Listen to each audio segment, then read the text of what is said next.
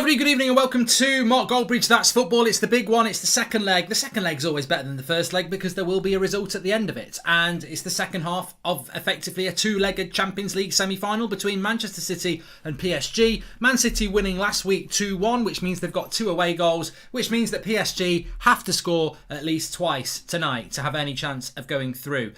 Team news to come in, No Kylian Mbappe. He is on the bench, I believe, but he doesn't start. So the starting teams are, for Manchester City, Ederson, Walker, Stones, Diaz, Zinchenko, Silva, Fernandinho, Gundogan, Mahrez, De Bruyne and Foden. So they're playing the false 9 again, which I don't think worked very well last week. I mean, it worked well because they won, but I don't actually think it worked that well for the first 45. But obviously, City with the false 9, probably a good idea tonight because they've got a lead to hold on to.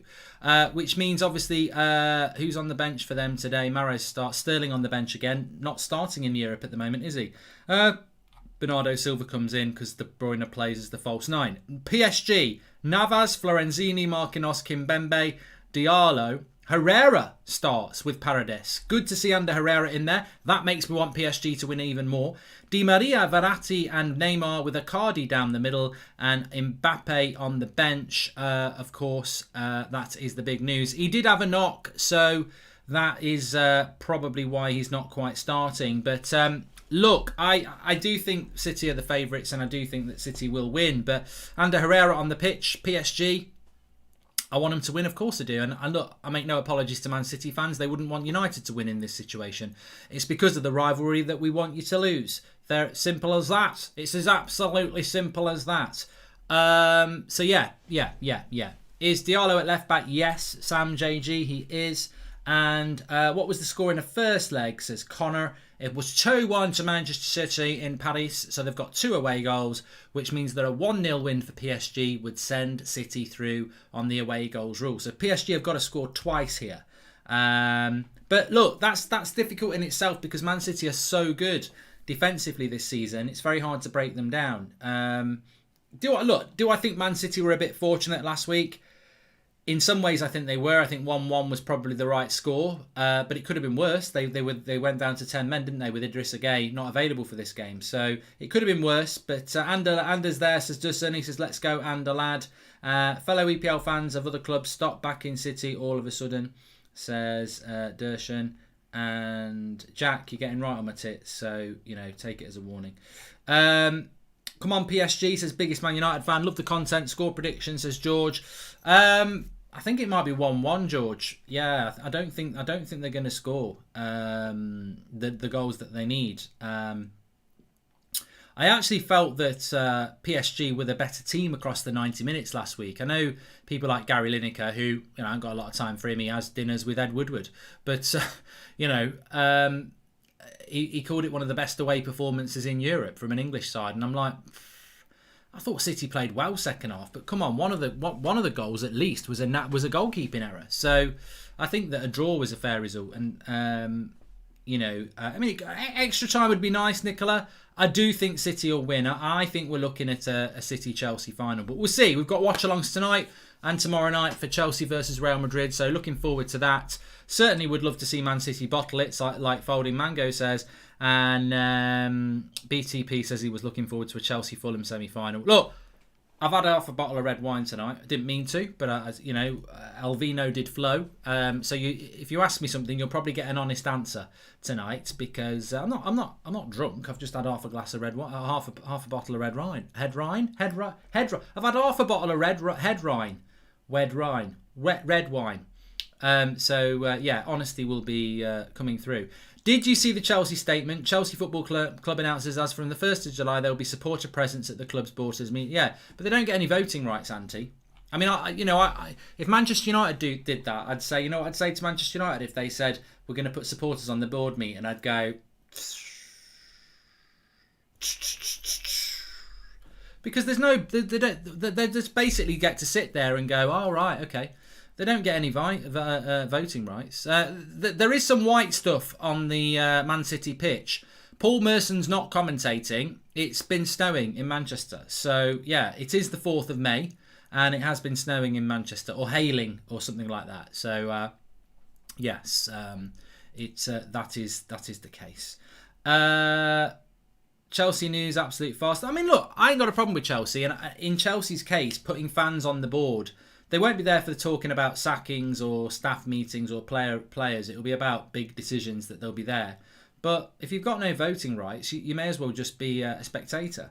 So yeah. Do you think Pep will leave City if they go out, says Sahil? No. Pep will stay at Man City. I mean, where's he going to go? Hi Mark, can you say happy birthday to my mate Ollie Thompson, says Charlie Thompson. Happy birthday to Ollie. First word comes to mind when you think of the Glazers, says United's call. Well, it's a family show at this point, but it's definitely the C word, UNT. Yeah, S. So yeah. Thoughts on line about UT? SHITEW.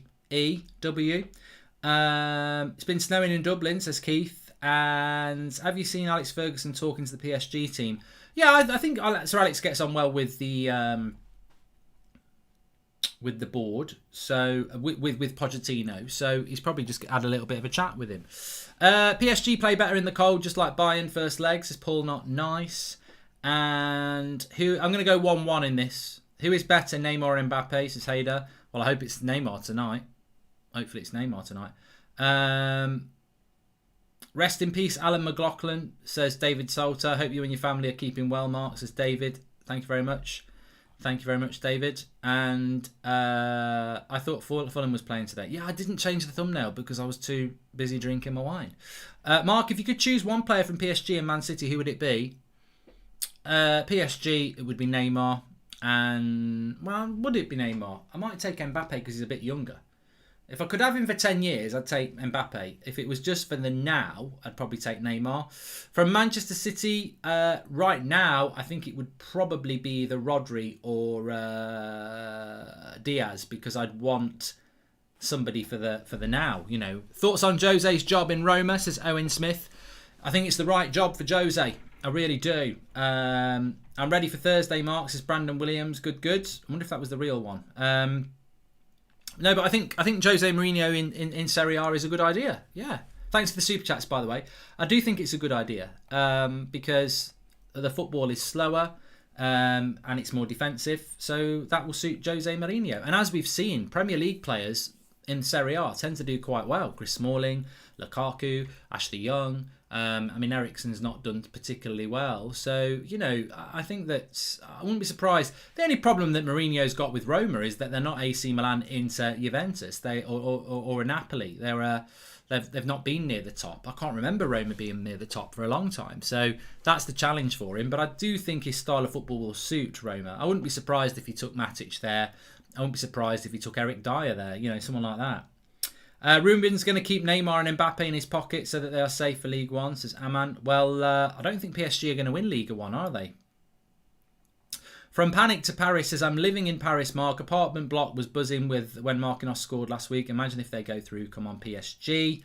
Yeah, I do want PSG to win, but I don't think they're gonna. I don't think they're going to. Somebody just said there, you know, I'm happy to do this. This will be fun. So I was given a name there. What do you think of them? And obviously it came up, DT. Yeah, we've had our history. I think he can be a bit of a prat in a hat at sometimes. But all in all, as I said before when I did the Jackmate podcast, there is good in him. I wouldn't say he's like Darth Vader. You know, he's not evil, but he can be a bit of a prat. But you know, he can be a nice lad as well. So yeah, I haven't got any problems with him at the moment. He's we're fine. I haven't spoken to him for a while actually, but he's all right. Yeah.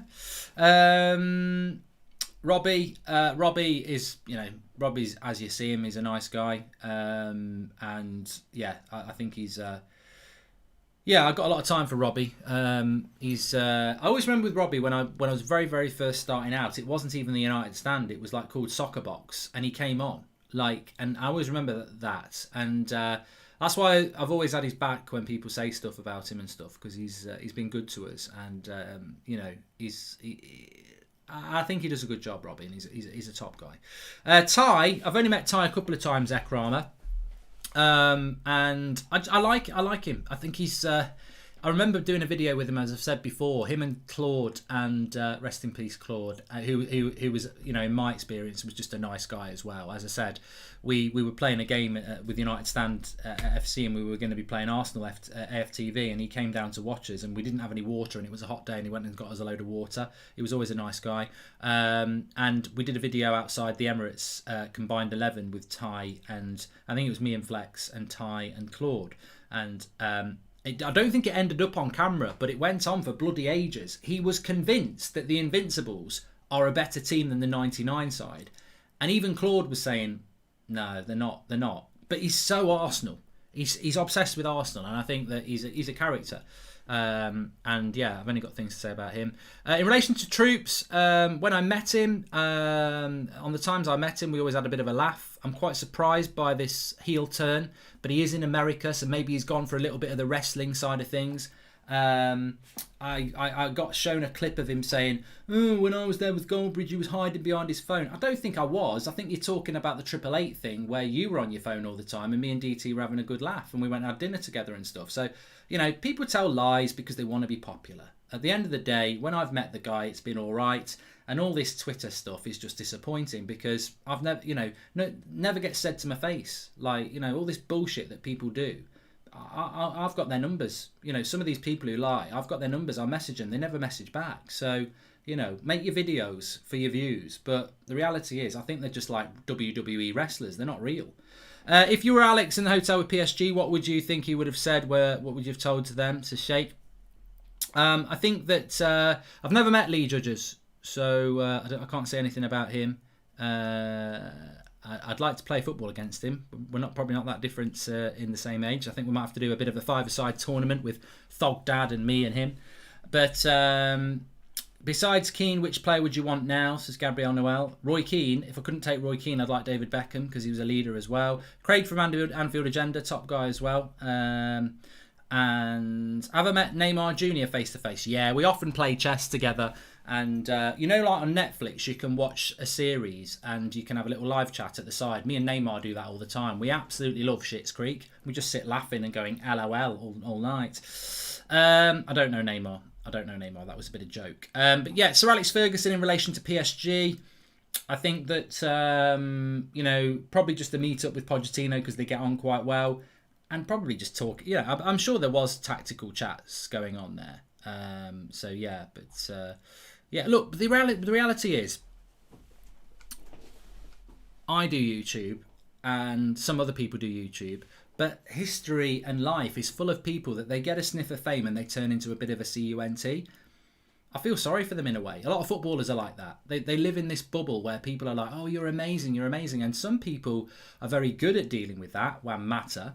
And some people, can't name their name, I'd get in trouble, are absolute dicks with it. They fall in love with the hype and they think they're shit on a stick. And, obviously some YouTubers do that as well. I just don't do that. My thoughts on the Sidemen. I've never really had any interaction with them really. So I've got no issue with any of them. I think they do a fantastic job. Obviously, I mean, I don't watch it very often, but I don't really have any comment on it. I think they do fantastically well. I see their videos trending a lot and stuff like that. They're very successful in what they've done. It's a fantastic idea as well. So fair play to them. I always want to applaud people who, innovate, and they definitely do that. So well done to them. You slag off Mini Minter. I called him Mini Minto. It was a joke. I called that. What did I call Batman? Apparently his name's Bateson or something like that. I'm just having a bit of banter. It's nothing like that. Hi Mark, what do you think about a possible points deduction for Man United after the protest? Says Joseph Meston. I'm not bothered. It won't happen, Joseph, but I'm not bothered. Hey Mark, Jose was asked about Messi and he said Messi is like a porn movie. Everybody likes it, but in public they deny it. I think he was talking about you. What?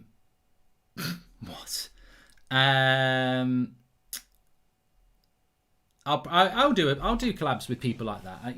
I'm probably moving past the collabs with most football people because it's just so toxic and political. And I like this person, I don't like that person, and I just think it's sad that people have to pick sides. I always say to people, just do your own thing, and we'll do our own thing. I think that's the way it should be. But I have done stuff with people in the past. Look, another person, I mean, and I've not been asked about this. What do you think about True Geordie? Well, I don't call him that. I call him Brian. And I think he's, probably count the amount of times we've spent time together on one hand. Actually, it probably is about 5. But, always pretty much, what you see is what you get with him. I mean, I think he's, a good guy in the industry. I think he appreciates what I've done. I appreciate what he's done. There's a respect there. And I think he's also somebody that, as he said in his videos, sometimes battles with the intensity of what we do. And not me, that's football, but no, again, another on a face-to-face basis, I do like him. Yeah. Would you take Deitch at Manchester United, says BFC George? No, I definitely wouldn't. But look, chuck me the questions. I'll answer the questions. We've got 15 minutes till kick-off. In relation to this game, yeah, I'm excited about it. I am. I hope it's going to be a good game. I mean, the weather's absolutely horrendous again, which is a bit of a shame. But it wasn't this game last week, was it? It was Chelsea, Real Madrid that had horrendous rain in Madrid. So we've got bad rain in Manchester. That could have an impact. It really could. Who would you rather win? Definitely PSG. The rivalry is with Manchester City, as it is with a Liverpool or an Arsenal. I would want PSG to beat Liverpool. I would want PSG to beat Arsenal. I want PSG to beat Man City, but I think that they will. I think that Man City will get through. Do I think the sponsor boycott will work, taking into account the worldwide fans, says Troy? Look, there is Manchester United. If you are a Man United fan, just get on Twitter, look at United Stand, at United Stand MUFC, look at Mark Goldbridge, and then follow the tweets that we've tweeted and retweeted. Not a penny more. Hashtag not a penny more. The media sort of started this off, that the Glazers will get twitchy feet if the sponsors get targeted. It's not abusing or harassing the sponsors. That's not what needs to go on here. It's letting these sponsors know that they are funding the Glazers and therefore they are part of the Glazers. So it's boycotting the sponsors. Hit the Glazers in the pocket, you've got a chance, basically. Do I think the Arsenal takeover will happen? I think, Aditya, if you're an Arsenal fan, you've got to start looking at what United fans are looking at. This owner of yours doesn't want to sell. You have another owner that wants to buy. At least you have that other owner. I think you've got an opportunity there more than United have at the moment. I think United's protests are better than Arsenal's, but Arsenal have got a buyer. So you can always improve your protests because you've got a buyer. At the end of the day, if you don't want Kroenke, get rid of him. You've got a buyer there. It's your job now to make sure he gets out. We got a game cancelled at the weekend. It's interesting about the game being cancelled, by the way, because even I didn't think this through. I was talking about the United game and I said, if those fans don't go on the pitch at Old Trafford, that game doesn't get cancelled. I think it might still have got cancelled, because how was the bus getting to the bloody ground? Like, what you don't realise is that there was a lot of United fans at the Lowry Hotel. How was that bus getting to the ground? And how was the Liverpool bus getting there? People think because people got on the ground, that's why it got stopped. How was that bus going to get to the ground from the Lowry? So, think of it like that as well. Who's your Champions League player of the season so far and why? Says Paul Not Nice. I think I haven't watched every game, but for me, I would say Neymar. I thought from what I've seen of Neymar in the tournament so far, I think he's been fantastic. I thought he was fantastic against Bayern Munich, even though he should have had a hat-trick and missed 3 chances. So I think so far it's Neymar, but look, it's up for grabs. It definitely is up for grabs. Who do you think will win? I do think Man City are going to come through. I'm going to go with a 1-1 draw, but I do hope that that PSG turn it up. We've got about 12 minutes to go till kick-off. Chelsea fan representation. Thoughts, Mark, says Sid. Look, I think Chelsea have got good ownership. They do back their managers. They do win titles, and I don't think Chelsea fans have got a lot to moan about.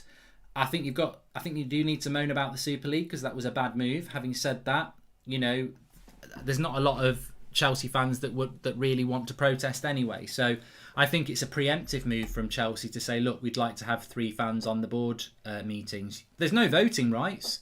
Whether they'll get listened to or not, I don't know. But, It's a different step for Chelsea than it is for Arsenal and Man United. Arsenal and Man United want these greedy owners out. Chelsea don't have that issue, so Chelsea have to do something to appease their fans, and I think they've taken that step.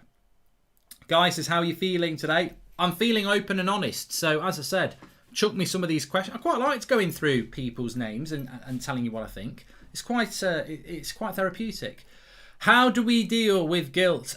Stop beating ourselves up, says Mr. Cricket. And sign the petition, Mark. Glad to be part of many voices, says Funky. Yeah, the link for the petition is still in the video description if people want to do that. Who's going to win the Champions League? Well, I don't know whether they're going to win it, but I did say that the winner, I felt the favourite was Bayern Munich or Man City. And obviously Bayern Munich have gone out. How far do you think this United side could go in the Champions League next season? This United side, in its current format, I think quarterfinals would be their limit. Doesn't mean they couldn't go further, but yeah, I think that's what they would do. Thoughts on Hugh Wizzy, says Sub. I've hesitated. He doesn't like him. No, I was just trying to think how many times I've actually met him. I think I've only met him 2 or 3 times. Maybe just the 2, maybe more. I'm trying to think, but yeah, very very intelligent guy. Very in relation to football, you can have a good conversation with him. Very passionate. Yeah, well, you know, what more is there to say? Pieface, I've never met Connor, but from what I've seen of him, and we've had a few interactions, I'd like to take a guess that he's a nice guy, because he looks like he's a nice guy and he's a good laugh. He's got a I like people with a sense of humour. There are people in this. People say thoughts on Red Men TV. There are some people in this arena that have just got no sense of humour, and you know, take things very very seriously and sort of put on an act. And you can sort of see that because 3 years ago they weren't acting like they're acting now, but they've seen that there's been a change in the way that people are doing their content, so they now try and be funny and stuff. I'm actually not talking about Red Men at all there. That was just somebody had asked me about that and I was halfway through a point. Thoughts on Red Men? Yeah. Good guys, do a good job with Liverpool. So yeah, no issues with them. 442s, to be honest, my interaction with 442s is a little bit like what 442s is. I don't physically know what they look like, but obviously we all see their work, and I've had interactions with them sort of on DMs and stuff like that. And yeah, I think what they do is fantastic. Samuel says thoughts on Jack Mates. Again, not met him that many times. You know, very very creative mind. I think he's a bit scattergun, which I think like creative people can be. Obviously, I did the pilot Gogglebox, and I think he should have followed that up. It got 1 million subscribers, 1 million views, and now he's gone off to do something else. But that's the creative mind. I can be like that at times. You do one thing and it doesn't satisfy you, even if it's good, so you move on to something else. But yeah, fantastic creative, and you can't knock what he's achieved with that podcast and what he does on there. And yeah, Stevie and Robbie Knox, who do that stuff, you know, really nice guys as well. And I think that's a big thing in this industry. There's not that many nice guys, and you know, I'll reserve judgment because, God, I've thought people were nice and then they've got a knife out and gone like that in your back. But there are some people who are just blatantly knobheads from the outlet. So the Glazers will not sell Man United. What, in your opinion, can the owners do to win over the fans, if at all, says Panteles. Just mug us off, really. Who would you prefer at United, Mbappe or Haaland, says Jim. I would prefer Mbappe. And how much would our realistic net spend be in the summer transfer window, says QOT. I think Man United won't spend any more than £100 million net, and I think that feeds into the other question about how the Glazers will win the fans round. They'll win the fans round with the normal things, which is by buying players. But as I said today, remember, if we do sign Jadon Sancho, they're just using last year's money this year. They're going to sell you this, we're investing in the team, but they're using last year's money for this year. So it benefits them. The money for Sancho was there last year. They only need to add, his price has come down in a year. They had £80 million for Jadon Sancho, but Dortmund wanted 100. They've waited a year and the price has come down. So they're not spending anything from this budget, really. They're using last year's budget. So you've got to be very clever, but it's down to other people if they get manipulated. Mark, I'm getting rivals commentating, basically repeating Souness points. We live in a capitalist society, therefore you can't do anything. Might as well go home. Then if I'm just a consumer, says Red Baron. Hey mate, if we live in a capitalist society where it's all about money, then hold on a minute, you play the Glazers at the game they play. What are people doing? What are people doing? Sponsors, capitalism. Target the sponsors. Tell them you're unhappy. Don't buy their products. They won't like it. Do you think TeamViewer or Adidas or Cola or the wine people, do you think they give money to Manchester United for negativity? No, they give money to Manchester United because they want your eyes. So look, fans have the power to make change at every single club you want to make the power at. It's just about how united you can be. Definitely. Cedric says, who's your favourite side, men? I've got to say at this moment in time it's Circa, because he did a reaction video to me and I have raided him a few times on Twitch. So that's as simple as it is. Who and Sancho would make a good summer signing, says Marketing James. Well, I want to see a centre-back and a CDM. My score prediction for tonight, Thomas, is 1-1. I tell you what, I should do every stream after half a bottle of red wine. I'm racing through the questions. There's total honesty. It's great. Thoughts on Chunks, says AM. That's somebody I've had no interaction with at all, and I don't even watch their content. I saw him on the...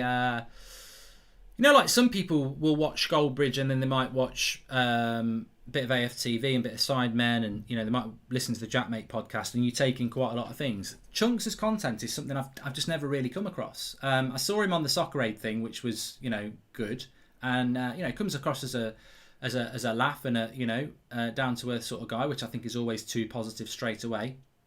But I can't say I've ever watched any of his content or anything like that, so I can't really give you much of an opinion on him, really. Who are the best youngsters in the world? No, not doing that, Mason Mount, although I think you are. And thoughts on... I'm not going to comment on people I don't really know who they are. I've done Brian.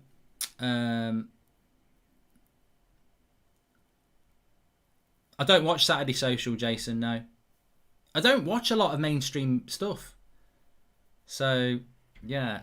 Kartik, I can't really react to that because I think everybody already knows what my thoughts are on them people. Favourite Van Persie goal for United? It's the Villa one, isn't it? Over the shoulder, bang. Loved it. Absolutely loved it. Castro's fantastic, Oliver. He raided me the other night, actually. Yeah, he's unique sort of content creator, isn't he? So, yeah, I love it. Love it.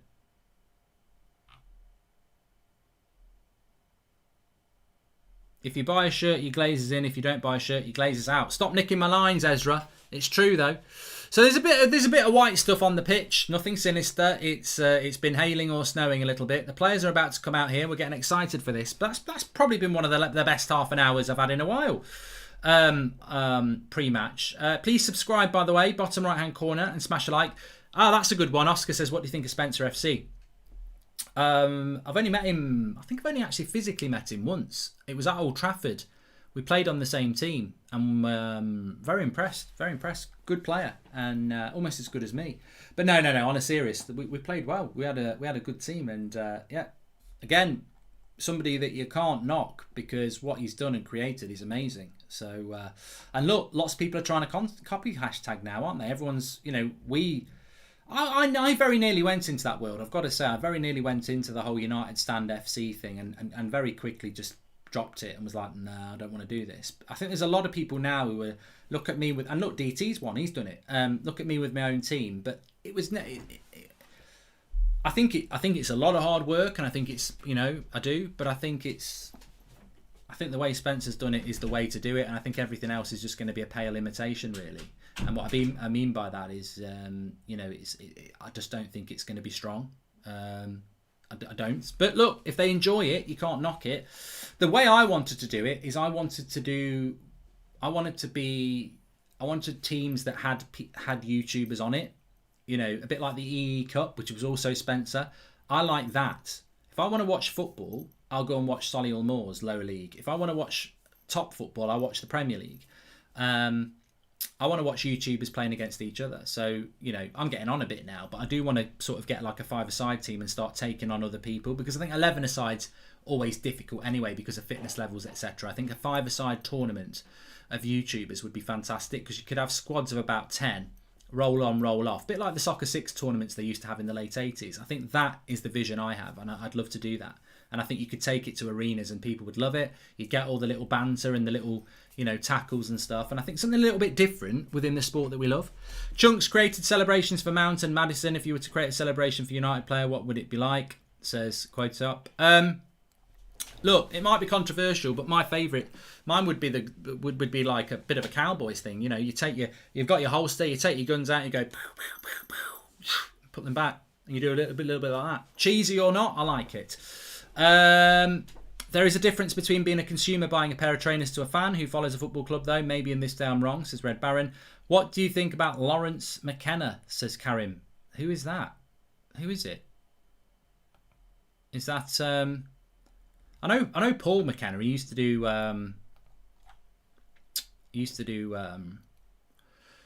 he was the psychic, wasn't he? So Lawrence McKenna. I don't know. Who could that be? He'll hate that. And of course I know who it is. Yeah, I do. Of course I know who it is. Yeah. Apart from being a Liverpool fan, nice guy. We've done quite a few. I've not heard from him in a long time, which is not surprising. But nice guy. Yeah, definitely got on quite well. Quite similar interests. So yeah, good guy. Newcastle fans been trying since ages to get Mike Ashley out. Do you think Man United fans can make a difference with Glazers who are stubborn? Says Balu. Yeah, well, look at Newcastle. That's the thing. Look at how difficult it's been for them to get him out. Anyway, we're about to kick off here. Mark, that celebration reminds me of Sammy Davis Jr. Bang, bang. Love that celebration. It's one of my faves too, says OG. And do you reckon Jose caught chatting to Roma owners by Spurs and he got axed so early to cup final? Hopefully both Tottenham and United get rid of our owners, says Downing Street. We're just about to kick off here, so the game's going to kick in now. But...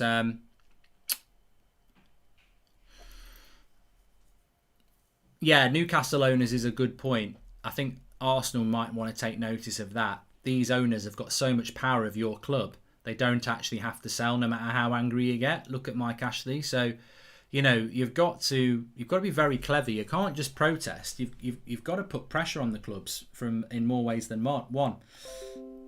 And I certainly think hitting them in the pocket is the way to go. Please subscribe, by the way. Smash a like on the video.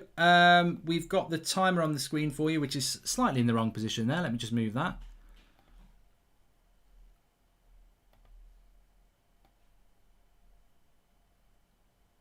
I think Florenzini's been fouled early on here by Foden, who's trod on his foot. It's like it's bloody January on the pitch. It really is. White stuff all over the place. Need an orange ball. Well, you wouldn't, May, this time last year, or most May in the UK, it would be nice warm weather. It's just ridiculous. Global warming, they might say. May the 4th be with you, says Sparky. Well, Man City have started off quite well here. Although, a total miss kick there by Mahrez. It goes out for a throw-in.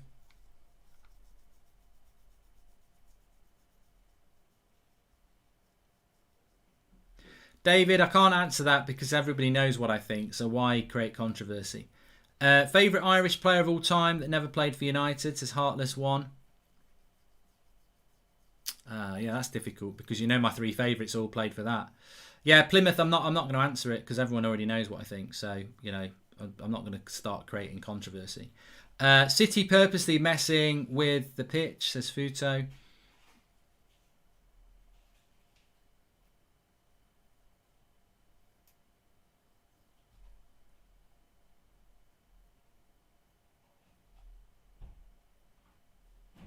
What I will say, Plymouth, is when somebody starts the argument off with you by saying they wish you were dead on public media, then that sort of doesn't make you have a strong feeling towards them. So, there is a reason for it.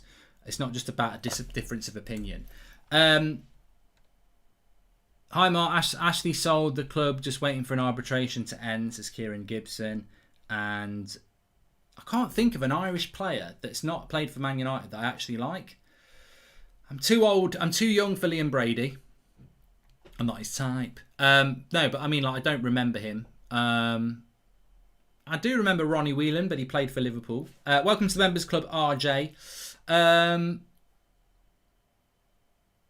Robbie Keane was good, but I don't know whether it was just because he scored goals and was around a lot. Yeah, it's a tough one.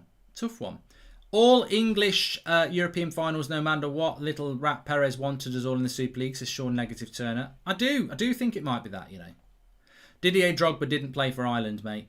Yeah. I think I'd go Robbie Keane. Yeah, I mean, some people are saying Damien Duff, Matt Doherty. McGrath played for Man United, so I can't go Paul McGrath. Man City have started off... I don't like this snow on the pitch, especially when Man City are wearing white shorts and the ball is white. Why haven't they got an orange ball?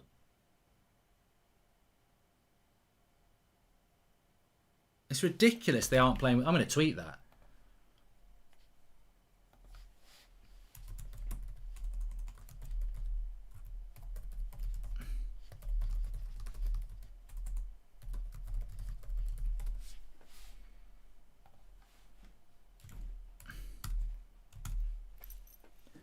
Thanks everyone for tuning in, by the way. Smash a like on the video and make sure you subscribe, bottom right hand corner. We will be live again tomorrow with the Chelsea Real Madrid second leg. FIFA career mode will be back on Thursday, but if you like my FIFA stuff, I am on Twitch, Goldbridge TV.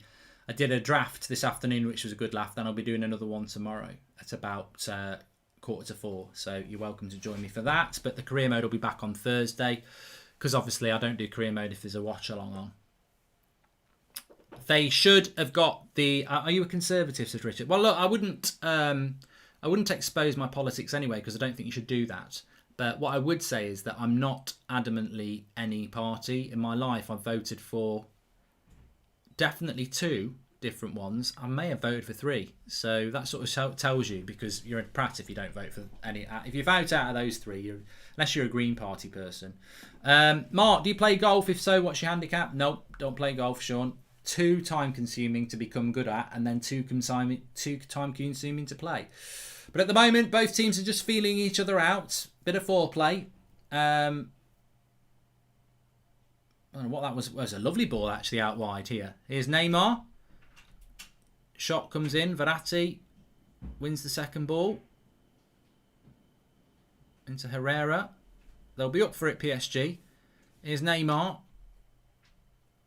It's out on the wide. Back into Verratti. Herrera. He'd love to take a tumble. It's not Herrera, it's Di Maria. He'd love to take a tumble as well. It's another block. Remember, PSG need to score 2. Mbappe's on the bench. Referee looks at Di Maria going down. He's not having any of it. Marvin AM says PSG have got to start quick. I just can't believe there's not an orange ball. It's not good. It's not good for the spectator to have a white ball moving around on a pitch that's full of white stuff.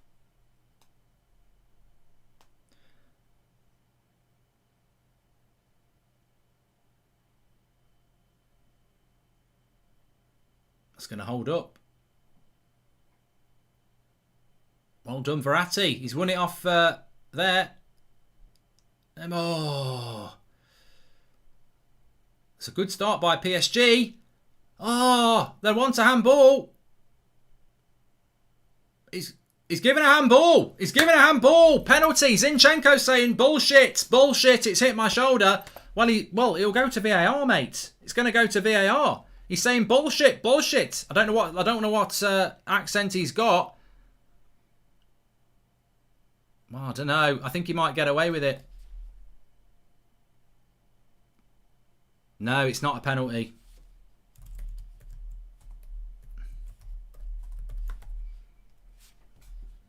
It's not a penalty.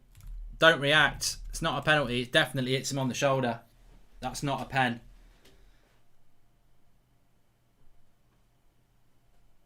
So don't get too excited. That's not going to be a penalty for Man City. It's definitely off his shoulder.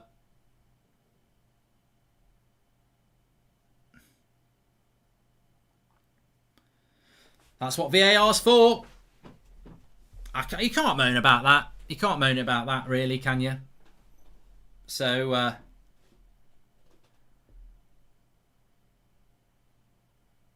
mean, it very nearly hit Ruben Diaz's arm, really, but it doesn't hit Zinchenko's. Hi, Mark. Have you seen that the stocks in TeamViewer and Aeon was down today, and United fans have left negative reviews about TeamViewer on Trustpilot, says Connor Wells.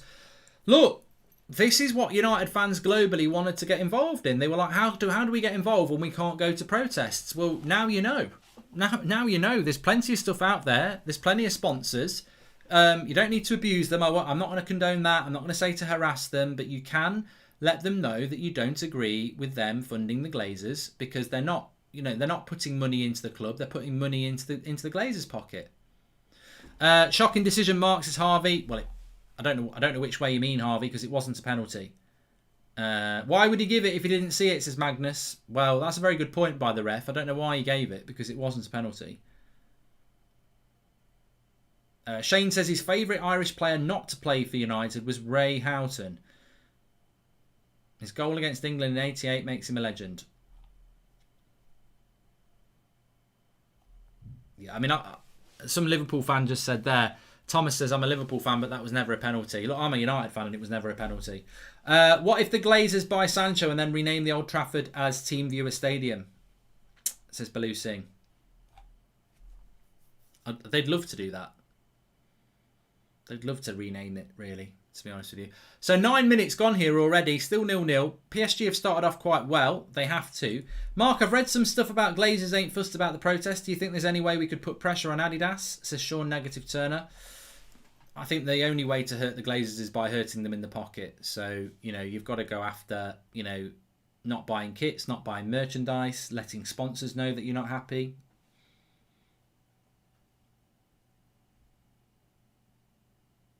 Houghton scored against Italy in the '94 World Cup as well, 1-0 win, opening game, wasn't it?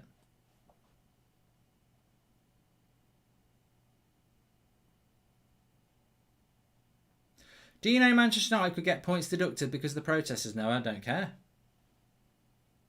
Not bothered. I don't think it'll happen, but I'm not bothered. Dewson says the shock is that the referee actually called a penalty in the first place. If VAR had not been there, that would have been a disgrace.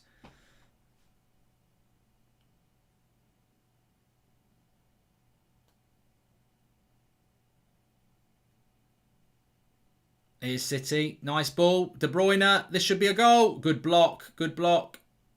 And Mahrez scores! Oh, for fuck's sake. Who's playing at left back for PSG? He needs a bloody Zimmer frame. How long did he want to get to that? De Bruyne shoots. It spins off. And the left back, I've seen McGran run quicker. And she's dead. I mean, it's... What a joke. It's absolutely shit defending from PSG here. You can't argue. I mean, fair play to City. You can't argue about it. But they're so shit at the back, PSG. Who's the left back? Is it Diallo? What a bloody... I mean, watch this. Look how slow he is. It's Kimpembe. It's Kimpembe. Don't sign him at United. Absolute slowness of a corpse. You've got to slide in better than that. It's crap. Absolutely crap from Kimpembe. He doesn't commit properly. Rubbish. Absolute rubbish. 1-0 City.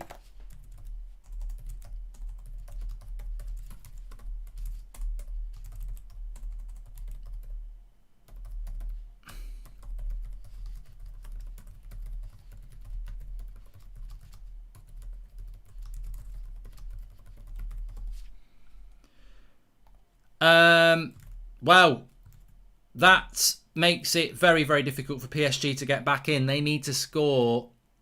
Oh no, they still need to score twice. Actually, it's not game over.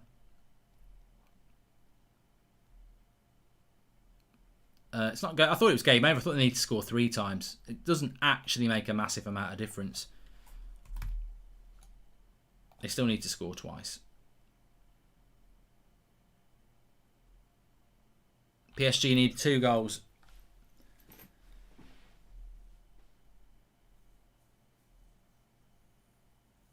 2 to take it to extra time, 3 to win it. So it doesn't make a massive amount of difference. I think City will win anyway. Deepen says Man City are going to win the Champions League. It's over. Well, I don't agree with that. I mean, Chelsea beat Man City a couple of weeks ago in the FA Cup, and they deserve to win it. So. Sean says this is the sort of result that should put pressure on the Glazers. Imagine if City go on to win the Champions League. At least they can't win a proper treble. Somebody just said that you can't blame Kimpembe for that. I can. I think he's slow to get across, and I think he's got to absolutely launch himself into that tackle. Any news on the petition? YK, I don't work for the government. All we can do is get 100k on the petition, and the government will look at it when they look at it. That's all we can do. PSG still just need 2 to take it to extra time, so it doesn't make a massive amount of difference with Man City scoring first. 3 if they want to win it, yeah, unless it goes to penalties.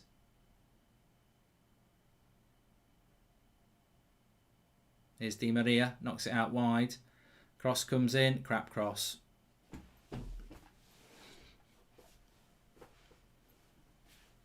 Bayern fan says, Mark, I know you won't like to hear this, but PSG need to score 3 goals. They don't need to score 3 goals. You're wrong. So you're wrong. They can score 2 goals and go win on penalties. So how does it feel right to be wrong? Great shot by Mahrez, but think defender should have done better. Chris, 100%. If I'm a manager of that team, I'm absolutely furious. He's got to go. He's got to do better. Here's Neymar. That's going to be a foul there on the edge. You might want to book Gundogan for that. No, he's not going to do it. Dreams can come true. Look at me, babe, I'm with you. You know you got to have dreams. You know they got to be strong. Still the best centre-back in the world called Gabriel. Gabriel the singer. Thoughts on Tuesday as a day of the week, says John. Feels a bit different this week because we've had a bank holiday. Anyway, PSG have got a free kick here from the foul on Neymar. It's quite far out. You wouldn't expect him to score from here. Messi maybe would. But I wouldn't fancy Neymar to score from here.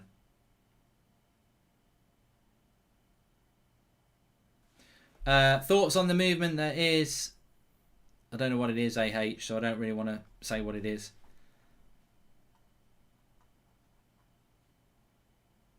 So it's Neymar on the free kick. I don't fancy him from here. It wasn't bad. Long way out. I mean, Ederson's got that covered. It goes for a corner. Who do you want Man City to play in the final? I prefer Chelsea to play them in the final. I think Chelsea would have a better chance than Real Madrid. I think Real Madrid, whilst they've done well, I don't think Real Madrid are strong enough to beat City. But, you know, I might get proven wrong. I don't want Real Madrid to win it anyway, really, because of Perez. I mean, look, it's a difficult one. I'd probably, if PSG go out, I'd probably want... as bad as it sounds, I probably want Chelsea to win the Champions League if PSG go out. Because I don't want Real Madrid to win it.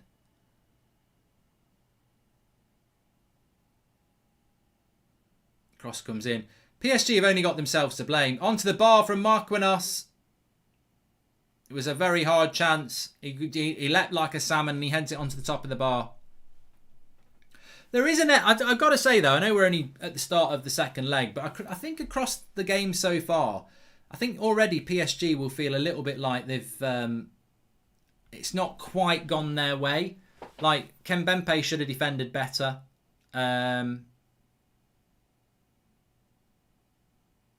Obviously Navas should have done better on one of the goals in the first leg.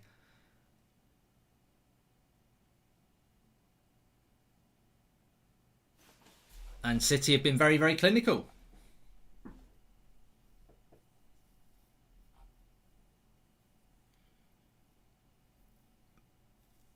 I mean, City is perfect for City now. You just hit them on the break. What do you call winning 3 cups? I believe trebles, says Trucker. Mate, you're an Arsenal fan. You've got an Arsenal badge next to your name. Tell me what it's like to be a mid-table club, because I've never known what that's about. If City win 3 cups, they win a treble. They don't win the treble. They win a treble. Mark, who do you think a better player, Gundogan or Pogba, says Sumya? This season, Gundogan, but I think Pogba's the better talent. Yeah, definitely.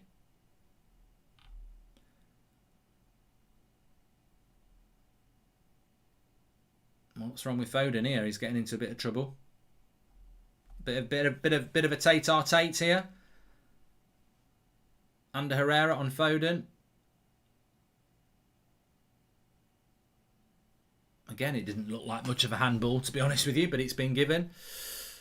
Yeah, so PSG could get 2 goals and take it to extra time. If Tuchel wins Chelsea, how would PSG feel giving him the sack? Says Diogo. I mean, in some ways, Tuchel's out of the frying pan and into the fire, because I think once he's been at Chelsea for 18 months, you're always looking at the potential sack, aren't you? Stretch mark, says Ronnie. I do need a bit of a stretch, actually. Oh, shot from distance from Di Maria. Keeper was out of his area and he shoots wide. I mean, this is what I mean. It's fine margins in this game, isn't it? It is fine margins. And I think that PSG will feel that those fine margins haven't necessarily gone their way. Di Maria should score there. He's got enough of it. Time. Open goal miss. Not quite. He's a long way out, but I still think he should score. Now can Man City beat Chelsea's defence, says James S. And Anthony says, Mark proving he isn't a football fan with that disgraceful response. Treble is treble. I think you're actually proving yourself to be a bit of a prat, mate. I've said it's a treble, but it's not the treble, because the treble is the best treble you can win. Is the Carabao Cup better than the FA Cup? No. End of story. Goodbye. Can you call Jake Taylor a silly boy? Love streams, says Pilot. We've got an injury here to Kim Bempe, who actually is probably better off not on the pitch because it's his fault.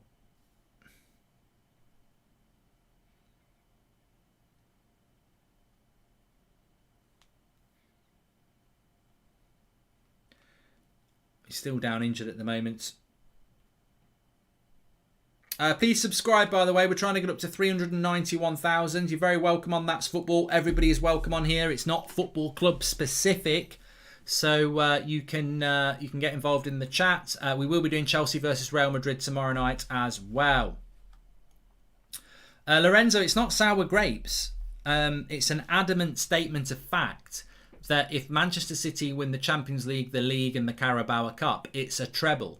But it would be an embarrassment of epic proportions if Manchester City fans tried to say they've done the treble. Because factually, the Carabao Cup is a Poundland FA Cup. And that's what you have to do to win the treble. You have to win the FA Cup, the Champions League and the Premier League. And the only way to beat it would be to win a quadruple by adding in the Poundland FA Cup, which is the Carabao Cup.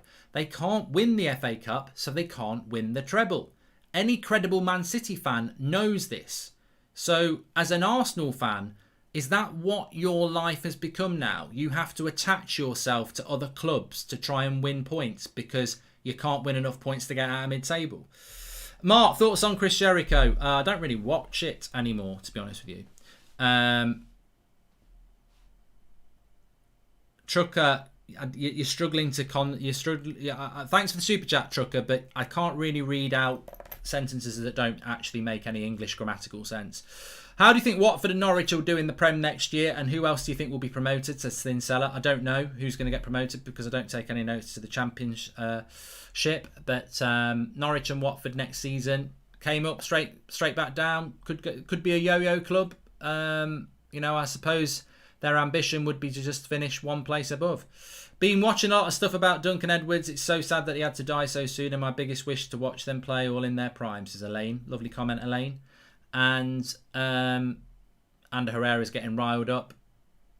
People debating the treble. Which would you rather brag about, the FA Cup or the Carabao Cup? Daniel, they're a bit simple. I'm a City fan and I know that this wouldn't be the treble. I don't know why others can't understand that, says Leatherface. Look, mate, it's a fantastic achievement to win 3 trophies in one season. God, Arsenal fans had like one. So, it is a fantastic achievement, but Ander Herrera's just been booked. Must be careful, he might get sent off.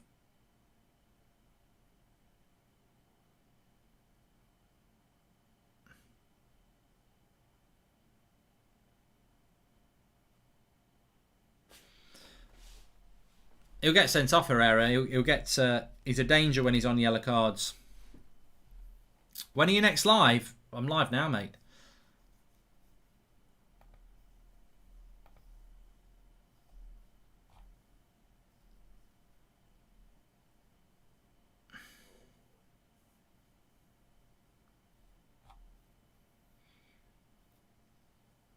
I do think Arsenal will win against Villarreal. I think it will be, the way things stand, it will be Man City and I think Chelsea in the Champions League.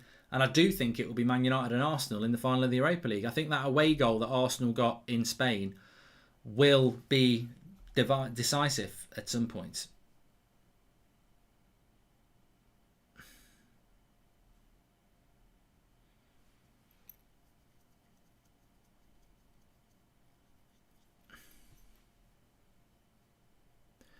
Very hard team to very, very hard team, Man City, when they've got a lead. Very, very hard team to get the ball off, but then also break down.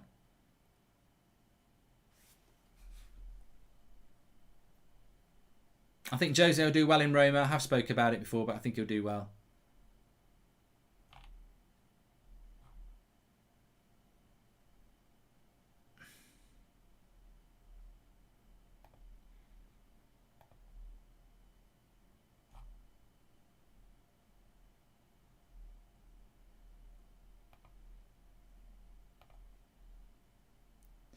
Do I think Verratti's world class? I don't know. I mean, that's open for debate. I don't know whether Verratti's world class. I do really like Verratti. I'm not 100% sure whether he's actually world class. But I think Poch is going to have to do something here. They do need 2 goals. It's still 2 goals. Even with the Man City goal, it's still 2 goals to take it to extra time. But I think at the moment this is playing into Man City's hands. They're very comfortable in possession. They don't need to go out and out attack, and defensively they're working very hard as well. Icardi ghosting.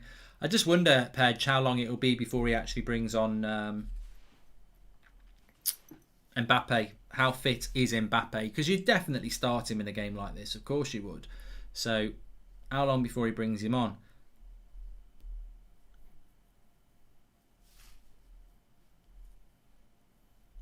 But if PSG are going to score, the sooner the better. They need to show City that they can actually do it.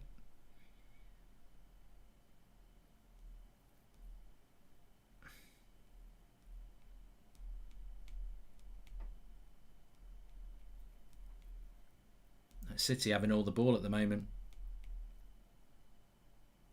Haaland or Kane? I'd take Haaland for many reasons, really. Younger, less injury prone.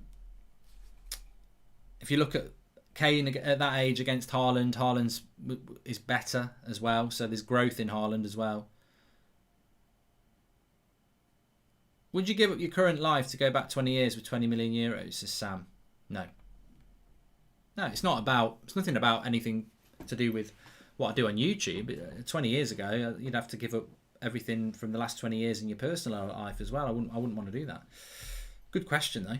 PSG get distracted trying to play the ref rather than the ball, says 3-minute record events. Well, it's definitely something not quite right with PSG. Here's Ander Herrera, gets it wide to Neymar on the right-hand side. Into the box. Too many players around him. Verratti. I mean, look at the... I mean, how are you going to score a goal when City have got that many players back? There's like literally 8 or 9 blue shirts in their own penalty box. The work rate, I've said this so many times about City, the work rate is unbelievable. I think Chelsea's defence is too solid for Man City, says James.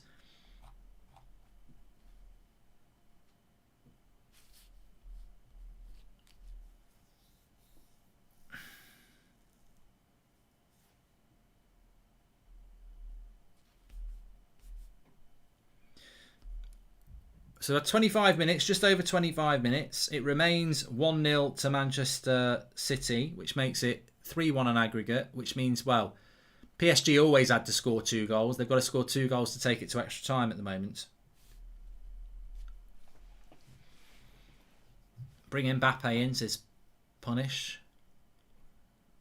Oh, Florenzini there, just getting it clear of De Bruyne, who wins a corner.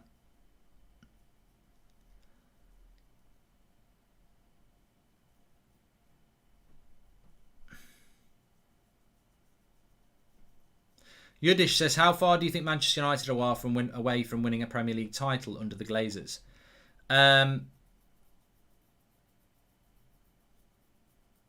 Probably about as far away as England is from America, It's a big swim. And you're going to need a boat. We're going to have to buy something. Mark meant to ask, what do you think about Duncan, says Elaine. Well, I never saw him play, Elaine, but one of the big reasons I support Manchester United is because of Duncan Edwards, because my granddad absolutely worshipped him. And I knew about Duncan Edwards from a very young age, which is always a little bit weird knowing about people like George Best and Duncan Edwards and Bobby Charlton and Dennis Law and people like that, when they'd stop playing way before you were born. But that's the influence you get. A lot of us support clubs because of family members. So yeah.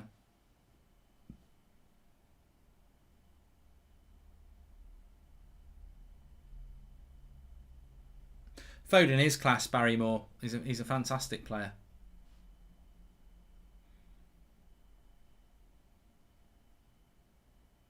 Irritatingly good. I know what you mean, yeah.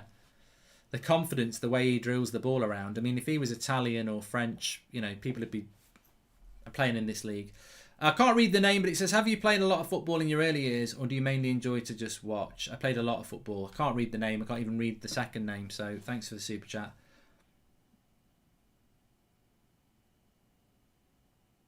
What's your opinion on DT saying that Man United versus Arsenal would be a bigger final than Man City versus Chelsea, says Clarkey. Well, he's right. He's actually right. It shouldn't be right, but he actually is right. The Europa League final will be bigger in relation to... I don't know whether it would be bigger in relation to worldwide viewing figures, but it's a bigger game. Man United, Arsenal, we've got the bigger support. Chelsea, Man City... I mean, Chelsea have got a lot of supporters, to be fair. But they've been doing it longer than Man City. That's the problem. Man City just don't really have the appeal at the moment because they've done it very, very quickly. And I still don't see loads of Man City fans about. Like, I live in the Midlands. You do see Liverpool fans, United fans. You don't see many Man City fans. So... it's not a bigger game because, look, the Champions League's bigger than the Europa League. The Europa League is a Poundland tournament. I think what he means is that Man United and Arsenal is a bigger game than Man City and Chelsea because of the status of the game. It's a bigger game. There's more fans for both clubs for a start. It'll have more... Well, look, it's United Stand versus AFTV for a start, isn't it? There's a rivalry there. There's a rivalry that goes back to the 90s. So... what have City and Chelsea got? I don't even know if they have any bloody fan content, do they? So, but that's not the point. What I mean is that the fan bases are bigger, the history is bigger, but obviously the game is bigger. Man City, Chelsea's the Champions League. There shouldn't even be a debate about it, but there actually is because of the enormity of the game. But it's definitely a Poundland version of the Champions League, 100%. And I think that's Man City's next aim, really, isn't it? Is to not only win the trophies that they're winning and buy the players that they've got and play the football that they do with the manager that they've got. It's actually to build a fan base as big as a United or a Liverpool.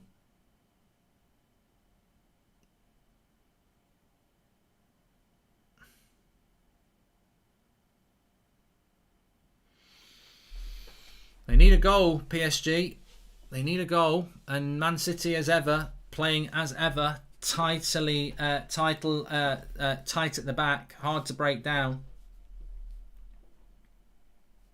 My score prediction was 1-1.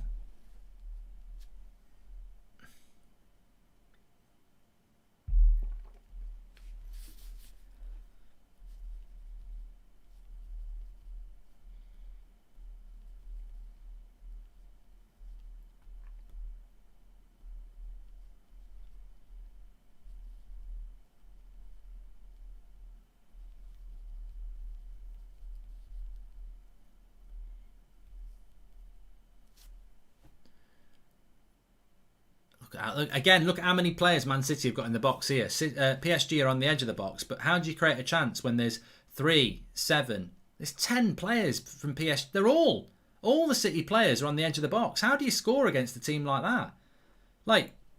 Then Man City are furthest thing from being parking the bus. But if ever you could say City were playing defensive, it's tonight. They actually had their whole team virtually in the penalty box. They're almost parking the bus, says somebody there. I thought you said, what's my favourite bread, Ivan? He says, what's your favourite board game? Favourite bread is probably wholemeal. I like wholemeal breads. My favourite board game, Hotel. Yeah. Oh, bit of a mistake here. Icardi plays it wide. Look at Kyle Walker. He's so fast. I mean, if Kyle Walker didn't have pace, he'd probably be a postman. He literally is a pace merchant, isn't he? He's so fast. And look, there's nothing wrong with being a pace merchant. I think it makes him a very, very useful defender. But he's very fast.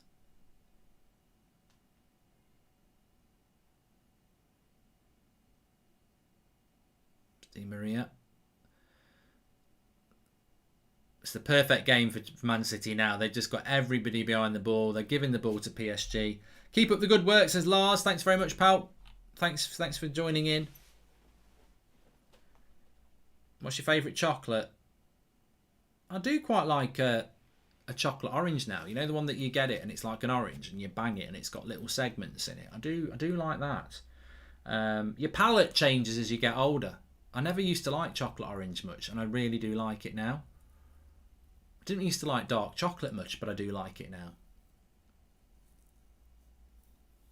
But my favourite chocolate bar was always a Topic. I'd probably find it a bit sweet now. I can't stand white chocolate. It's so sickly. So sweet. Mark, what do you think about Super Sub Ollie never playing subs? Surely he should be inclined to give them a chance, says CJ. Yeah, I would love to see that happen.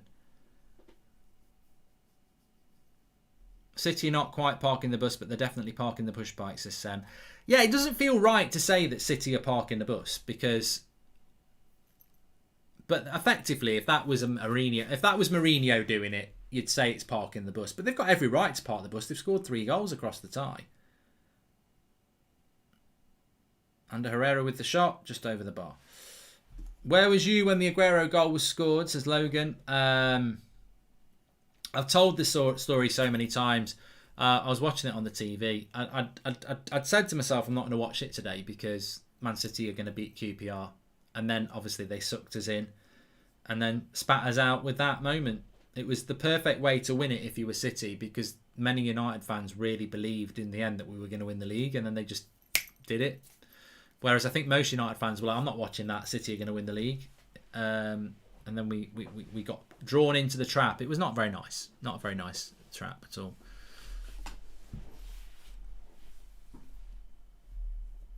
When's Cooking with Goldbridge back, says Stephen? He'll be back soon.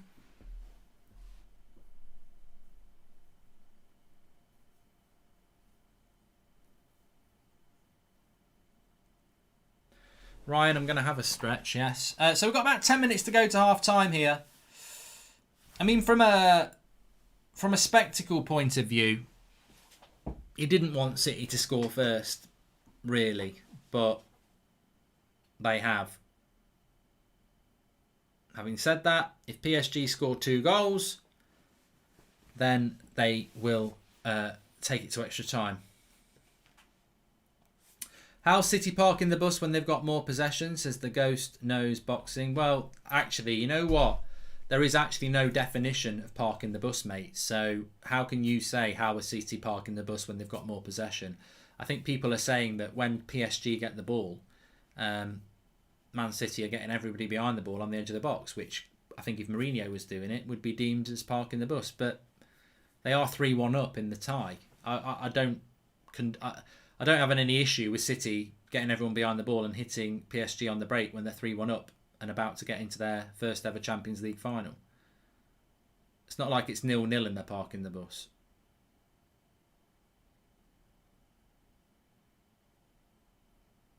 Hey Mark, when are you showing us? I'm not, Sir Frank. And I think DJ fits a team that plays a right wing-back formation, says Marketing James.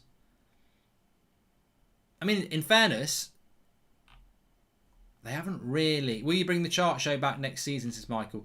I like the chart show, but it's actually a bit of a pain in the arse to do. It takes quite a lot of thinking to do it. Once you've got everything ready, it's fine, but it takes quite a lot of planning. Alpha Gaming to City and Blackburn only successful because of the money. Now Blackburn is owned by guys that specialise in selling chickens. Explains where they are. As a Newcastle fan, I'd love to see the 50+1 rule, says Sam Ray. Yeah, but I was going to say that PSG haven't created any chances, have they? I mean, neither Man City that one chance, but it's been crucial. Herrera must have won a competition to play for PSG, says Robert McCormack. And since we're watching a documentary about the oil industry, which petrol station do you pump at? You know what? I don't even know. It's one of them things I don't even think about. I think it might be Shell. I'm not 100%. Clubs will try split the fans with new signings, says James S. I agree. I mean, I'm very disappointed that they didn't use an orange ball, to be honest. Although the white stuff is starting to melt more as the game goes on.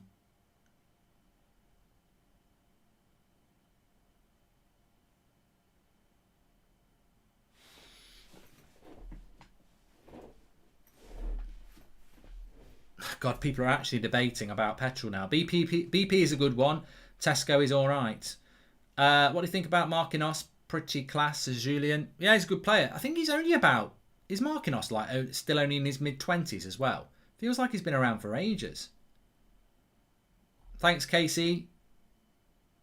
Thanks for the super chat, Alpha Gaming.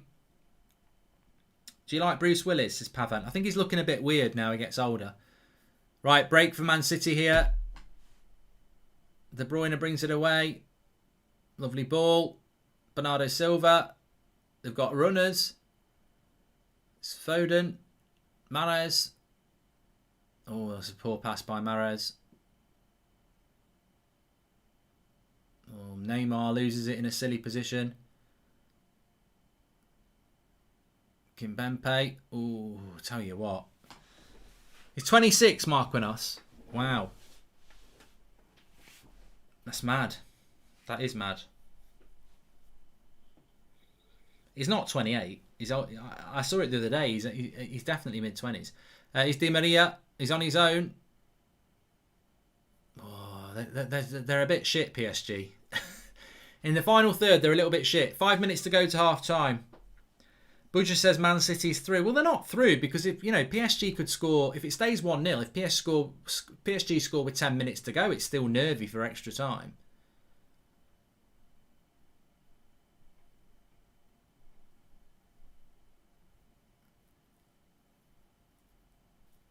I do think Bayern Munich, Man City would have been a brilliant semi-final, but over the two legs, PSG did deserve it. I mean, first leg, they never should have lost. Bayern should have won that first leg, and that was basically why they went out. But you could say the same about this. Man City, what a run by Foden. This is an amazing run. Could be Maradona-esque. No, he's giving it away to Zinchenko. De Bruyne, Mahrez. Good evening, Mark. Who's your all-time favourite actor, actress? For me, it's got to be Harrison Ford, says Racehorse Red. I got to say, I'm a big fan of DiCaprio. I think there's very rarely, sort of grown up with him. Not literally, he doesn't live at my house. Imagine that. He comes home from work. What are you doing today? I'm working on Titanic 2. Do you want spaghetti hoops on toast, Leo? Yeah, that'll be great. I'm going to watch a match later. No, but I've grown up with him as an actor, and I just think from Basketball Diaries, when he was young, through things like, The Departed, Inception, and many other films, I just think he's a very, very good actor. But I do like Harrison Ford, of course. I like Christian Bale. I like De Niro and Pacino, obviously. Obvious ones there. 3 minutes to half time. Di Maria.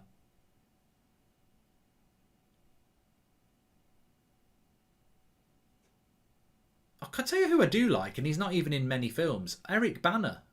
He doesn't do many films. I liked him in a very good film, actually. The Time Traveller's Wife. I really like that film. It's a bit of a cult film, really, but I really do like that. And he doesn't seem to do a lot of acting, Eric Bana, but I do like it. I did quite like him. I think even in Troy he was all right.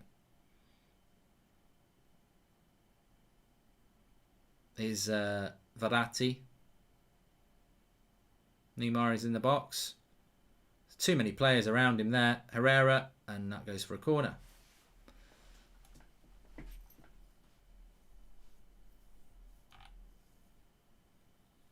I like Johnny Depp. I wouldn't say Johnny Depp.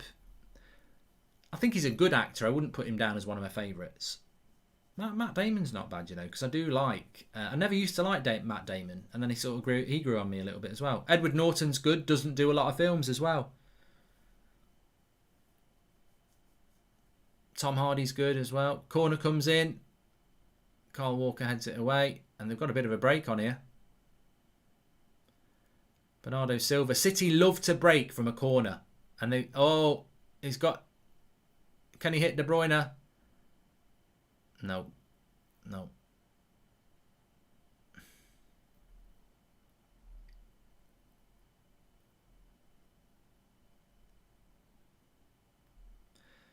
Don't forget Denzel. Yeah, Christian. Fantastic actor, Denzel Washington.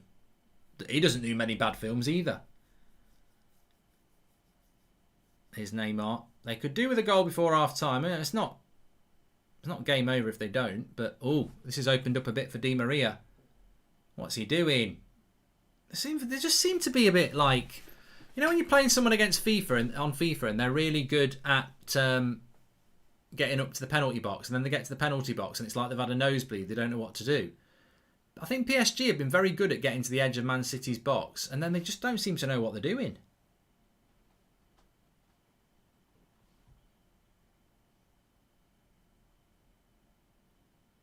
Will Smith. I'm not a massive fan of Will Smith, to be honest. I liked him in The Fresh Prince of Bel-Air, but I suppose sometimes he can be a bit typecast. I liked Enemy of the State. I thought he was good in that. Do you like the movie True Romance? Yes, very good film, Lewis. Very good film. Thoughts on Lewis Hamilton, his global impact and voice on social issues in the sport of F1, says Hugo. And Daniel Day-Lewis equals the GOAT, says David Salter. Yeah, Last of the Mohicans is a great film. Look, I always want Lewis to win in the F1. I know he's not always a popular character, but I like him. I always want him to win. And but I haven't watched a lot of F1 over the last year. Di Maria with the cross. Ooh, John Stones just heading it away. 3 minutes added on of the first half. Di Maria. I think they're trying to do too much on their own. Di Maria, Neymar. Oh, Marquinhos makes a mistake there. De Bruyne has picked it up.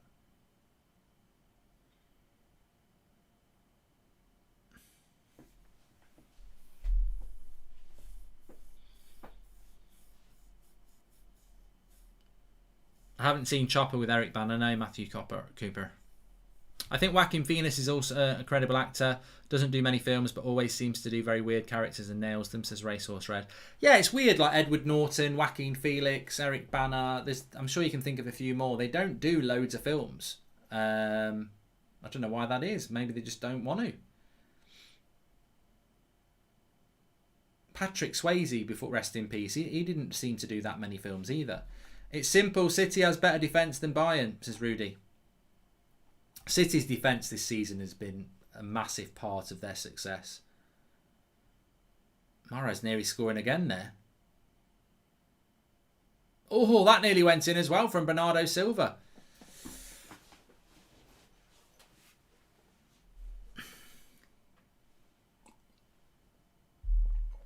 Starting therapy for constant severe anxiety on Friday. I really hope this helps me because it's affecting my life daily. I'm only 16 and I'm on the edge, says Big Josh.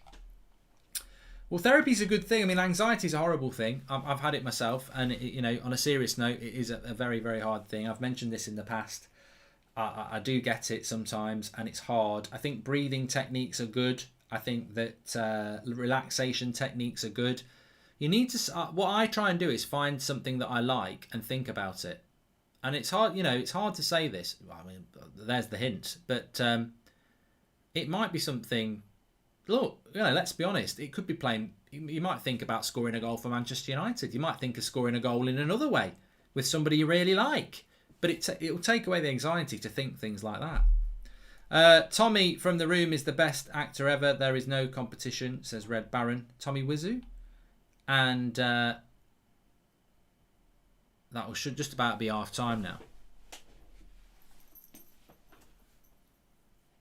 What about Anthony Hopkins, Mark? Got to be up there. Yeah, good actor, Michael Pedley. Yeah, he is.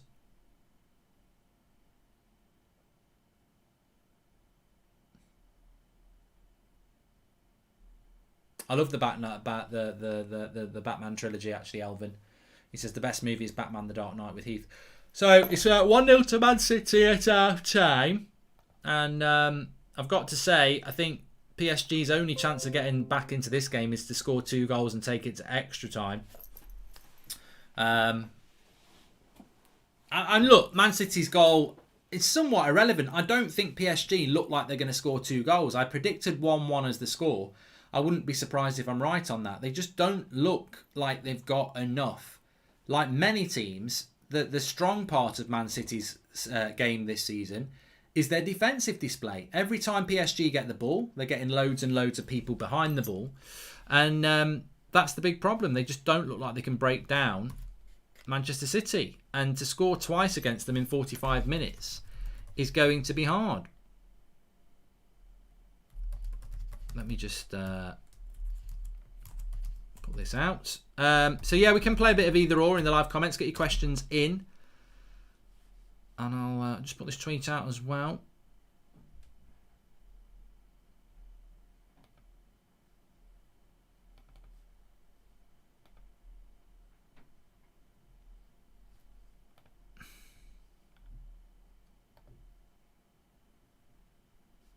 Here's an update from the Telegraph. Government has been warned clubs will wage war against its proposals for so-called golden share fan votes on the basis it goes against every principle of capitalism. Suggestions for a 50+1 model are also complete non-starters, owners warn. What? Couldn't give a shit what the owners think. That's the whole point. As if the owners are going to go, yeah, this is a great idea. We really want to give up ownership and shares. I mean, I couldn't give a shit what the owners want. They were never going to sign up for it. Of course they weren't. So, yeah, I don't really have a massive shock at that. Thoughts on the League One title race, says Casey? Well, it looks like Lille are going to win it. It's in their hands, isn't it? So it's surprising, but, you know, it'll be good. Can we win the Premier League in the next 5 years, says Logan, and he's talking about United. If you said Arsenal, I would have said no. And I'd say it's probably still a no for Manchester United, to be fair. Please subscribe, by the way, bottom right-hand corner. I have watched Peaky Blinders, Ahmed, and...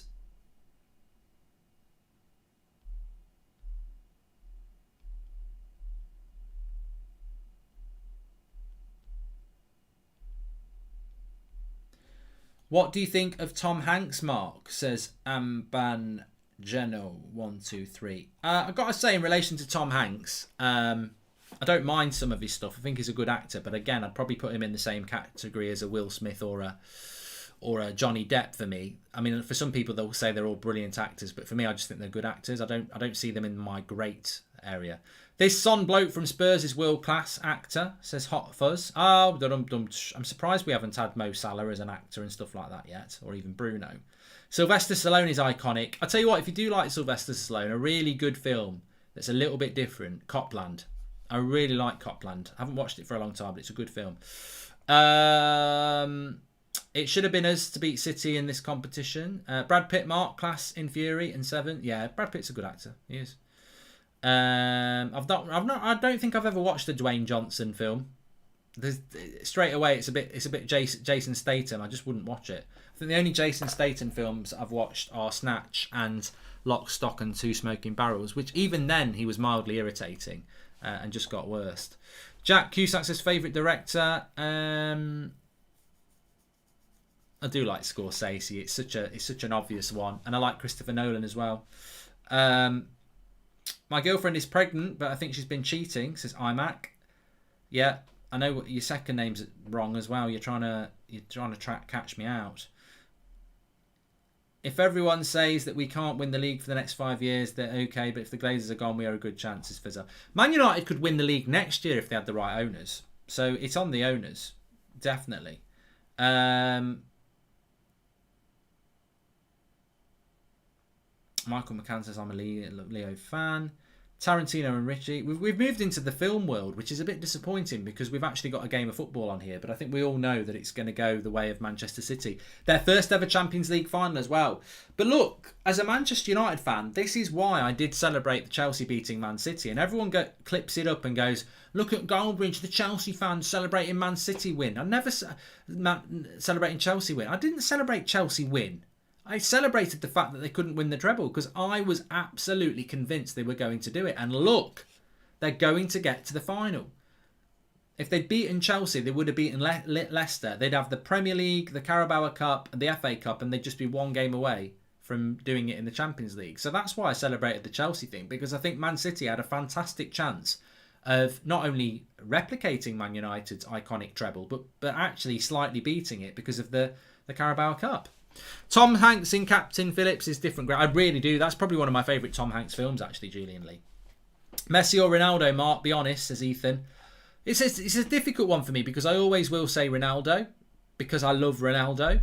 But I can also concede that Messi's talent is better than Ronaldo's. But I prefer Ronaldo. I always have. Herrera was the closest to Roy Keane's shadow that we had. Not because Herrera was amazing, but because everyone else is bullshit, says Sheikh. Favourite holiday destination, Mark, says David King. There's lots of places I would like to try, but I do love Mallorca. I've always loved Mallorca. Maybe a bit low-key, but I do love it. Film watch-along, says Tom. I think you can do film watch-alongs on Twitch through Amazon. Mark, thoughts on Christopher Nolan? Well, he's one of my favourite directors, simply because of the Dark Knight trilogy and Inception. I love them. And Mark, what do you... I haven't watched Tenet yet, though. I've got to say I haven't watched that.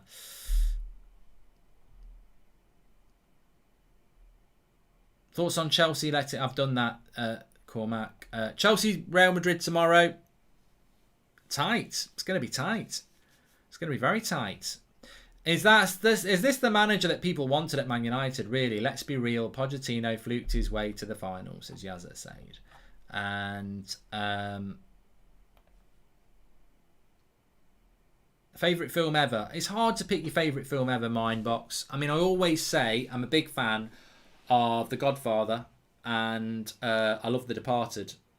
So those two films are two films that I would throw out straight away. But there's loads of films I love. Loads of films I love. I like film. It's one of my big passions. I love watching films. The loss to Istanbul will hurt even more. With United's current run of form, the players definitely would have favoured themselves to be here. This is Racehorse Red. Yeah, I mean, look, Manchester United, the only loss we've had this season has been Leicester and Sheffield United. Sorry, this year has been Leicester and Sheffield United. So you'd fancy us, wouldn't you? Mark, I don't want to sound too cocky, but in my opinion, the English media look down on United fans as they know if we got the right owner in, we would be great again, says Even Scott. Oh, mate, people don't want Manchester United to be a big club again. They don't. They hated it when we were and they don't want us to be back.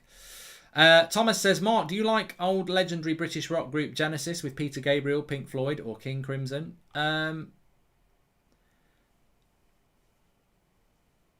like Fleetwood Mac.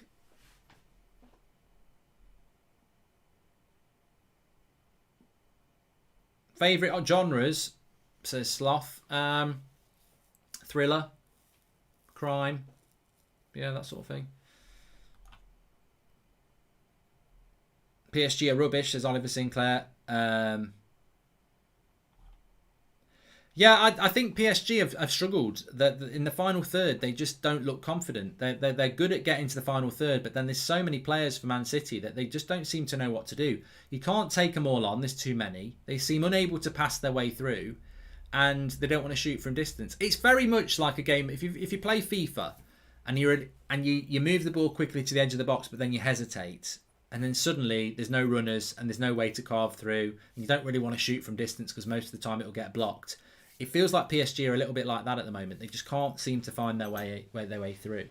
Whether they're missing Mbappe or not, I don't know, because Mbappe, is it a sort of game for Mbappe? I mean, he's better than Icardi. He's been very, very poor. But U2 or Oasis, says Muzzy Lions. Raw. I do like U2, but I would never not go away. Oasis are probably my favourite band of all time. PSG players are seeing they don't eat meal, says Palmer. I just watched Bantering Arsenal. It was hilarious. You should do it to Liverpool and Tottenham. Says Chiquita. Oh, my video, yeah. And the club you got a soft spot for, says Deal. I've always had a bit of in the Premier League. I've always had a bit of a soft spot for Everton. I don't know why. I've always had a soft spot for Everton. It was the first kit I ever had, actually, by accident. I had a blue NEC Everton V-neck top in what must have been about maybe 87. Was the very first kit I got, because I was meant to be getting the Manchester United third kit, which was also V-neck, but it had sharp on it, and they came. I needed basically the reason it was my first ever top is because my school football team played in blue, and we all had to take our own blue top, and they basically said it doesn't matter what it is. There was a lad who supported Ipswich, so he had an Ipswich one. And the ones they provided you at school with were absolutely crap. It was like wearing crepe paper. It was like these big, massive... You could take off with the bloody collars. They were like these big, white, pointy things. And then the material was horrible. So they said, well, you can wear a blue kit of your own choice if you want. So I said to my mum, can you get me this top? And we'd been into Redmayne and Todd the week before, and I'd pointed it out. And then she came over with an Everton kit instead of the Man United third kit, which, looking back... They might not have had it anymore because it was the third kit. They had red, white and blue, and it was in Nottingham, so I ended up with an Everton kit, which I wore because the tournament was the next day. Can't beat Pulp Fiction. Got the soundtrack on vinyl today. It's so good. Yeah, I do like Pulp Fiction and Reservoir Dogs. Yeah, I do need to go back watching films. The commentators are making my ears bleed. They're so far up City's arse, says Ferg. I don't get that. I never really understood that with Man City. Lineker, the British press, they live right up the arse of Pep and Man City, and they always have. And it's almost like they're trying to make people support City, but actually I think they make people more irritated. Nick says, do you think the Champions League needs to be back on terrestrial TV again? I'd love it to be back on ITV. I'd love it back on ITV. I think it's such a shame. I think it should be a protected species, a bit like the FA Cup and the Grand National and certain other sports. They have to be on terrestrial TV. Wimbledon, I think, is the same. But, it is what it is. It's all about money. It's all about the money.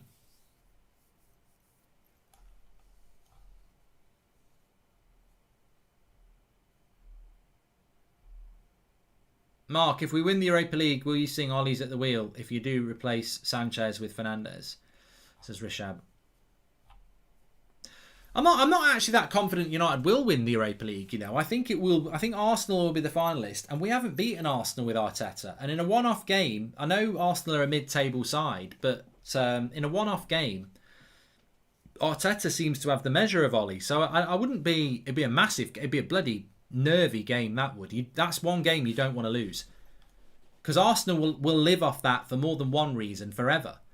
One, because they'll never ever do anything like that again, because they're always going to be a mid-table sort of club. And two, there's nowhere to hide. In fairness, you lose to Arsenal in the Europa League, you lose to Arsenal in the Europa League. Like, you deserve the banter. So I would be nervous about that game. Yeah. Mark, you could start a movie series on one of your channels. Also watch Chinatown with Jack Nicholson, one of the very best. You'll appreciate it. I've seen it, Rick. Chinatown. And for some reason, I didn't really get into it. A bit like Blade Runner. And the worst film I've ever watched is Mean Streets. Is it the one with Harvey Keitel? Oh, God. That's one of the most disappointing films I've ever watched.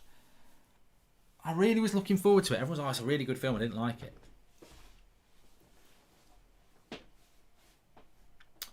It's obvious City are paying everyone they can to get some good things said. Just look at how empty the stadiums were even before lockdown. It's tactics, says Dawell. And Mark, I want you in my room. Spend the night together, says iMac. You should make a Reddit, Mark, says Even Scannell. And why wouldn't they praise City? I don't get. They are the best team in Europe at the moment, and Pep is the best coach in the world. I don't understand why people hate us. If you don't like us, don't watch us. Simple. Well, that's the problem, isn't it? Not a lot of people do like you. You walked into that one.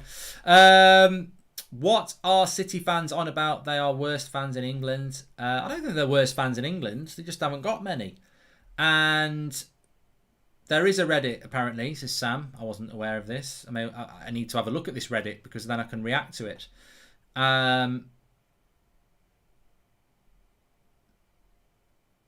Will Aguero play? I doubt it. It's not really a sort of game for Aguero, is it? I mean, Aguero hard. I mean, talk about Aguero. Sterling. Thought about the Line of Duty ending. Ryan, you know what? I know that Jed Mercurio gets quite moody when people criticise, but you can't take the praise and then not take the criticism. And I don't think it was a very good ending at all, if I'm to be honest.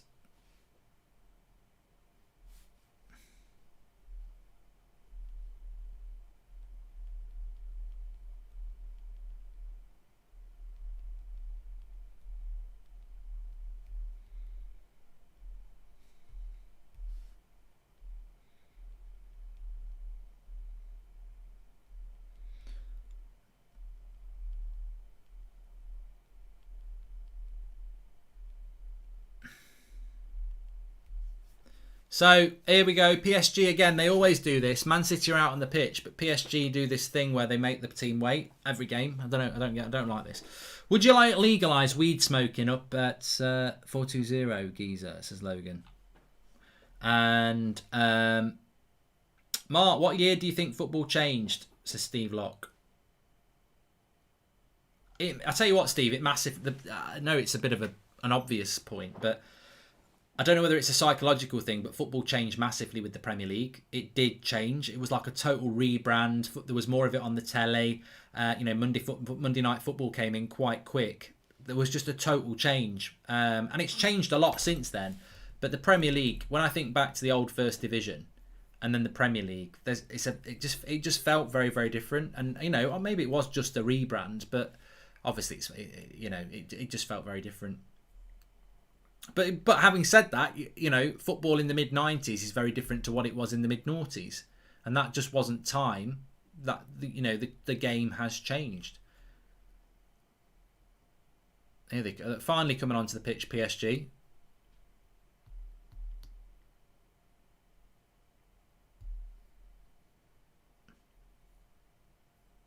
Neymar, last to come on. Great to see City Stadium back to full capacity, says Matt Carroll. It's interesting, isn't it, actually, because fans are in the ground soon, aren't they? Mark, the abuse will be relentless if we lose to Arsenal. However, I fear for you more as I know the AFTV lot will be baying for your blood and will be unbearable, says Andrew C. The only one I need to worry about is that twat Troops, really. That's the only one, because he's such a bloody WWE character. God knows what he'll do. I don't mind. I'll hate it. I'll absolutely hate it. But it will be. You have to take it. We have the horrible thing about it is whether you're an Arsenal fan or a Manchester United fan or a Chelsea or a Man City fan in that scenario, you've got absolutely no control over it. Sometimes you feel you're more invested in it than the players, and I would argue that you are, but you've got no control in it at all. No control in it at all. So, and it's horrible if you lose. Maxwell says, City not having fans is the biggest myth. They just share a city with the biggest club of all time who can't seem to accept their upcoming. No, Maxwell, look, Man City do have fans because when they got relegated to League One, they had 32,000 going, didn't they? So they do have fans, but they don't have anywhere near the fan base of an Arsenal, a Man United or a Liverpool. Yet. Maybe one day they will. I don't know.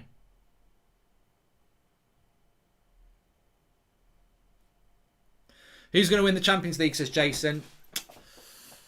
Jason, I think that it'll probably be Man City. I said that for me, the two favourites were Bayern and Man City. So when Bayern went out, I think Man City are the favourites. Yeah, I've said that for a while.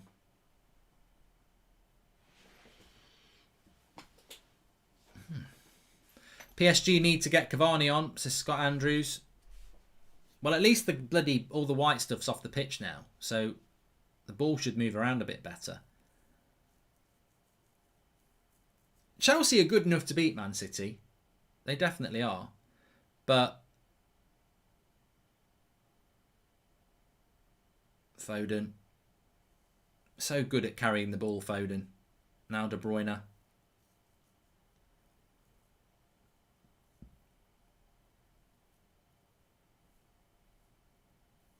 I think fans can go back into the stadiums for the last 2 games of the Premier League. I'm pretty sure, not, but obviously not full capacity. I think it might be something like 10,000.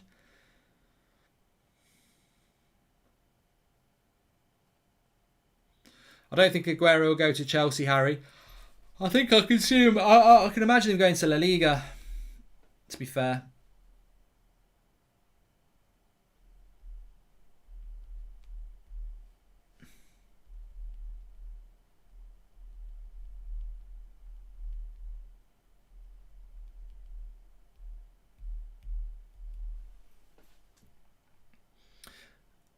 What I would say is if Man City score another goal, it's definitely over. I mean, I still think Man City will go through anyway. Foden or Greenwood says, I can't say the name. I don't know why you're super chatting because I will not say your name. Would you take Tuchel at Man United, says Jesse? Not at the moment. You know, it's a bit like saying, would you get rid of Rashford for Neymar? I mean, obviously Neymar's a better player, but I wouldn't get rid of Rashford. I wouldn't get rid of Ollie at the moment. But there's no doubt that Tuchel's a good coach. I didn't want Tuchel when we were being linked to him before, but I've got to say, a lot of that's to do with I felt he was a bit of a bottler, and I hadn't seen him in the Premier League before, and he's done very well. Verratti, good little run by Verratti into Di Maria, who shouldn't be shooting from there. Man City winning it is my biggest nightmare. This is 3-4-3-2. Please subscribe, by the way, bottom right hand corner. We're about 250 away from 391,000 on the road to 400k. So please subscribe, bottom right hand corner, and get involved. You're very welcome on That's Football. Everybody is. How do you rate Leicester's chances if they get the Champions League, says Cable? I think it'd be very hard for Leicester because have they got the squad to do Champions League and the Premier League, get top 4? Will they invest? They've got the money.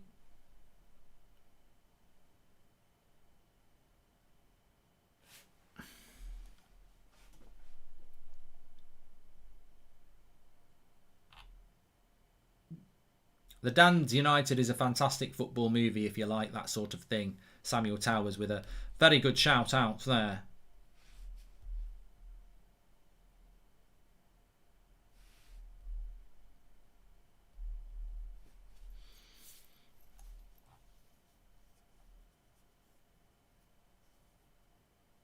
Leicester do very good business, Samson, they do. How you feeling, Mark? Says Mohammed. I'm good. Good tonight, you?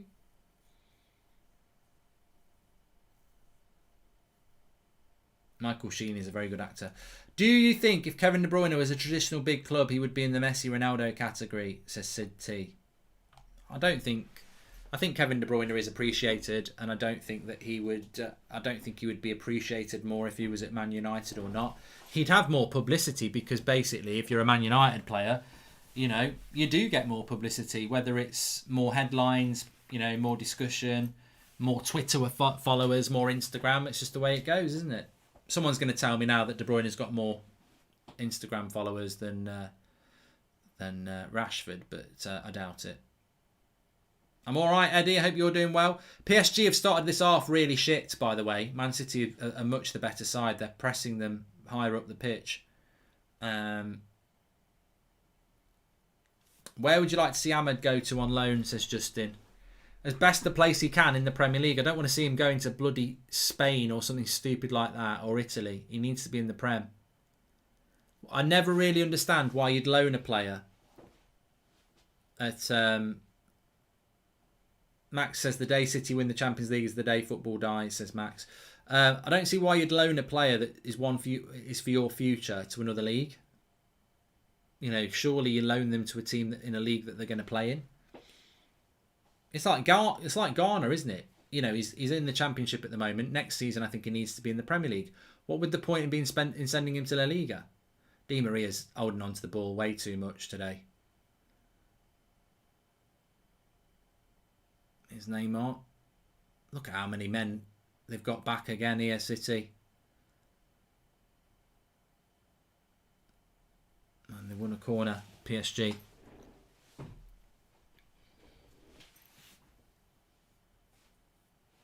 Ehab says, I think Mason Mount is a better player than Phil Foden. Mason Mount's having a very good season. I think a lot of people will disagree with you. I think it's a good debate. Cross comes in, headed away. Wanted Poch because he made Spurs relevant. Not anymore. He's a loser with an inferiority complex. He will play counter-attacking underdog football with PSG, says Yankee. The game needs Mbappe, says Rohit. I just wonder how fit Mbappe actually is.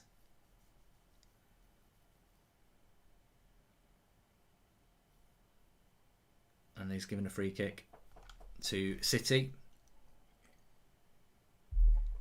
Mark Dobby says, when I watch City, I've got no feelings towards them at all. There's no substance to them. They're like Audi. Great cars, but no one will take notice. On a serious note, I don't know. I mean, look, City fans will just say, oh, you know, cry more and everything, because that's the response anybody has when, you know, you feel threatened. But I do genuinely, look, Man City, I thought they were going to win the quadruple, which would have, unfortunately, superseded United's treble. They're not going to do that, but they're still probably going to win a treble. And they've still had a very, very good season. But I've seen Man City have very good seasons for a long time now. And I don't know why they don't capture the imagination of the public. They just don't. And I think, you know, you could say, well, it's because of the money. But Chelsea have had money. Here's Foden. This should be it. Well, great save by Navas. He was through one-on-one. He was offside anyway, Foden, but he didn't score it. Mount was loaned to the Bundesliga and the Championship, says Connor. He was offside, Foden, anyway, but he was through one-on-one and he missed it. I didn't think he was offside, but he was offside anyway, but he still missed it.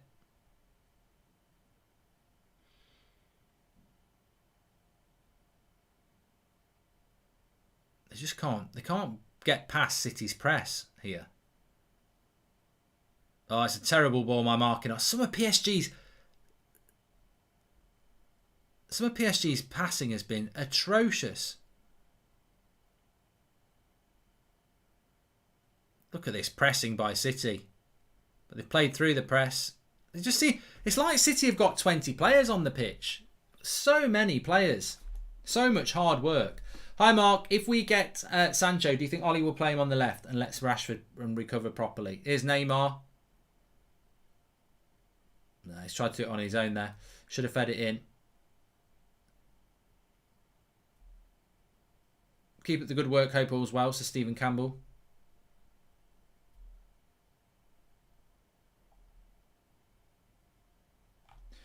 I think Rashford will always be played quite a lot, really. Next episode of the Super League Career Mode is on Thursday, mate. But I am doing Foot Draft on tomorrow afternoon on Twitch. Neymar was too selfish there, says Ivan. Yeah, definitely. Please subscribe, by the way, bottom right-hand corner.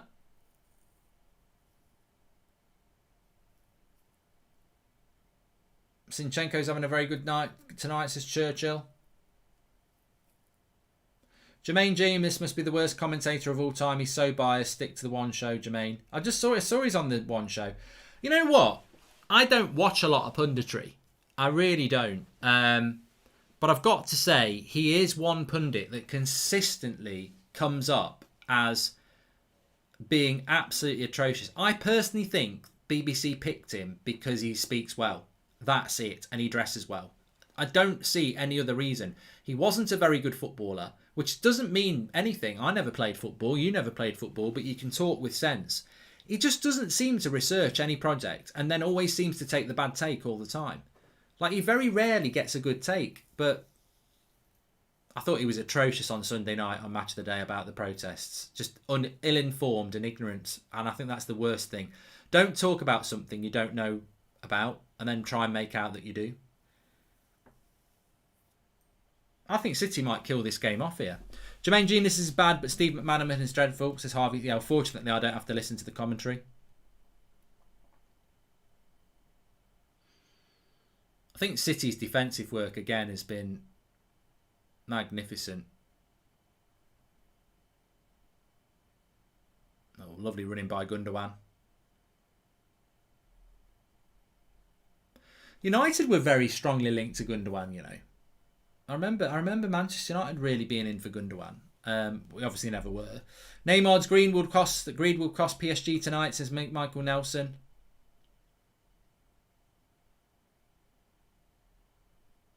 Finley says the passion from the City players is amazing to watch. They're up for this. They're properly up for it, aren't they? And that work rate, they know if they keep this up, PSG can't do anything.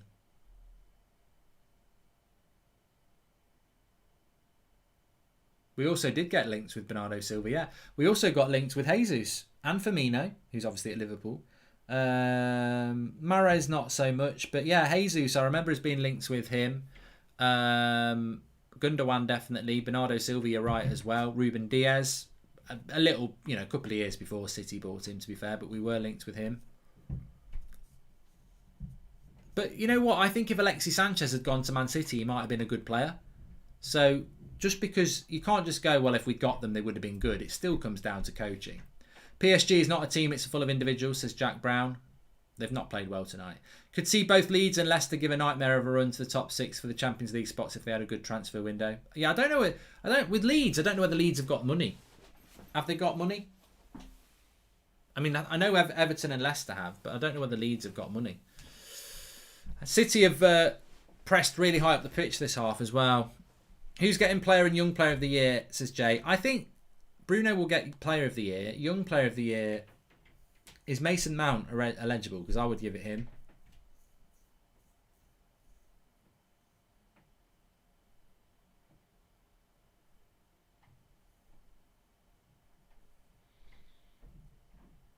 Verratti's played well, Andy, I agree.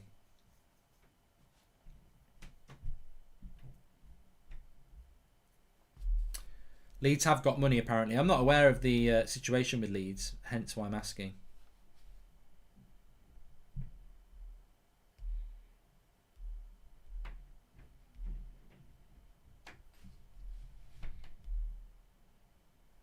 Mark, what do you think about Jose Mourinho going to Roma, says Joel Morris? Thanks for the super chats that are coming in. That's from Joel. I spoke about it a couple of times tonight, so I won't bore everybody, but I do think that... I think I've said it on this channel quite a lot before, that he's... Mourinho's done in the Premier League. I said that after the Man United. I said he's done. He can't... His style of football will not work in the Premier League, and it didn't work at Spurs either. If he's not going to retire, the best place for him to go, the biggest league he can play in, is Serie A, because it's slower and it's more defensive. So I think he's right, and I wish him all the best. I do like Mourinho, and I think he's gone to the right league. Whether he can be successful there, I don't know, but I think he will be successful. I presume he's going to get money at Roma, because if he's not going to get money, he's going to find it hard to get in the top 4. But I think his knowledge of the Premier League will stand him in really good stead, because I think Premier League players do well in Serie A, and a lot of United fans are talking about a Matic going there, and I think he would do that sort of a signing. He's probably going to be looking at a striker, because Dzeko is getting old. I'm sure he'd love someone like Aguero, really, but he tends to like a bigger striker.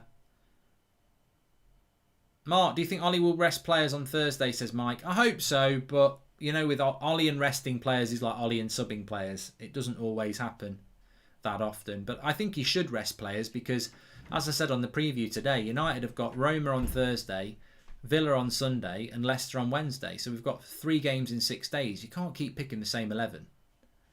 You might get away with it for those, but what about the the final that's to come? And there's some big games. Di Maria with the cross.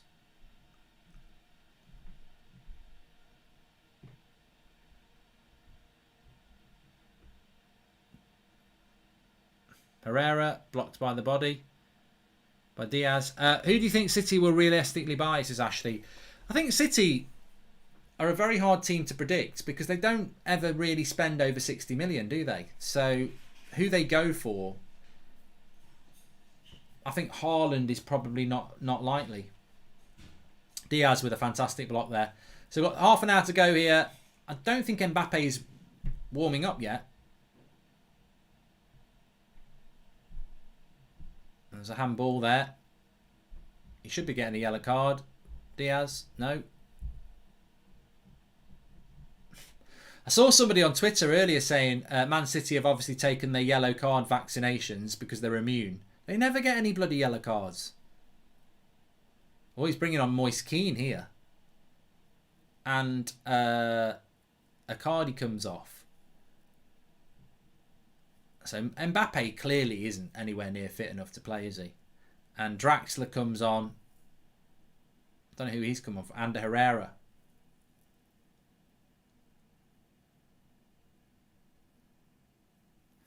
So they're not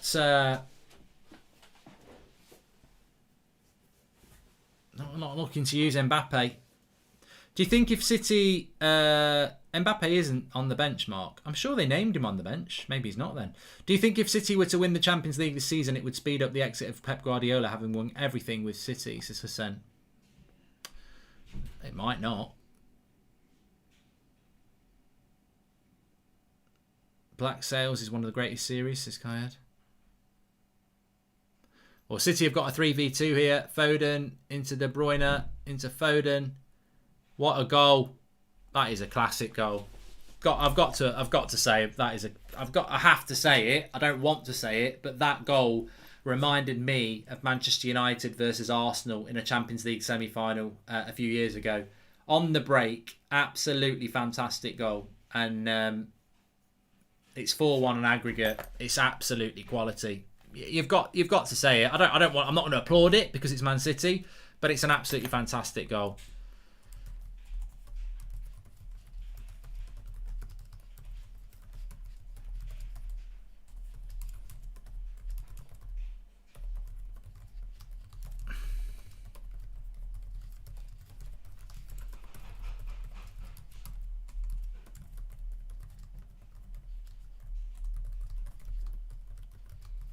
It's a fantastic goal. I can't dispute it. I felt that they were going to score as well. And they've been the better side. They've been the better side here tonight. You know, sometimes you've just got to sit back and appreciate the fact that Man City have been the better side. Defensively, Man City have been solid. And then on the break, they've got the quality to do things like that. I mean, I've said it so many times, I'm bored myself. Mainly, I think the most impressive thing for me about Man City this season has been their defence and their defensive work rate. It's been unbelievable how few goals they concede. And from a Pep Guardiola side, it's something he doesn't get a lot of credit for. But they've been... And look, it's not just because of Ruben Diaz. Barcelona, Bayern Munich, they were good defensive sides as well. It's just not something that really Pep gets credit for. It's not just because they bought Ruben Diaz. Like, the whole defensive work rate is unbelievable this season. And, you know, they've not conceded here. PSG needed to score 2 goals. They've scored none, and Man City have scored 2. Defensively, so good. And they've been much the better team in this game. They've been more of a threat in the final third, and they've been defensively sound, and they've moved the ball when they've needed to move it. And I think that, you know, PSG have tried to be too individualistic. And... it's another year without a Champions League for PSG as well. Unless they can pull off a madness. And 3 goals would put them through, of course. But where they're going to get 3 goals from in 25 minutes, not so sure. I think Neymar's held on to the ball for way too long tonight. Poch the PE teacher, says Mike. Neymar's crying already. Any players at present you think will be at one-man club, says Steve? I wouldn't be surprised if someone like Phil Foden stayed at Man City for his whole career. I think if you're a youth player, there's and you're at a good team, there's not a lot of reason for you to want to leave. See, greedy again. They end up PSG there with a 3v4. And it's a block by Ruben Diaz, but again, they remind me of FIFA on a bad day. I get into the box and I don't know what to do.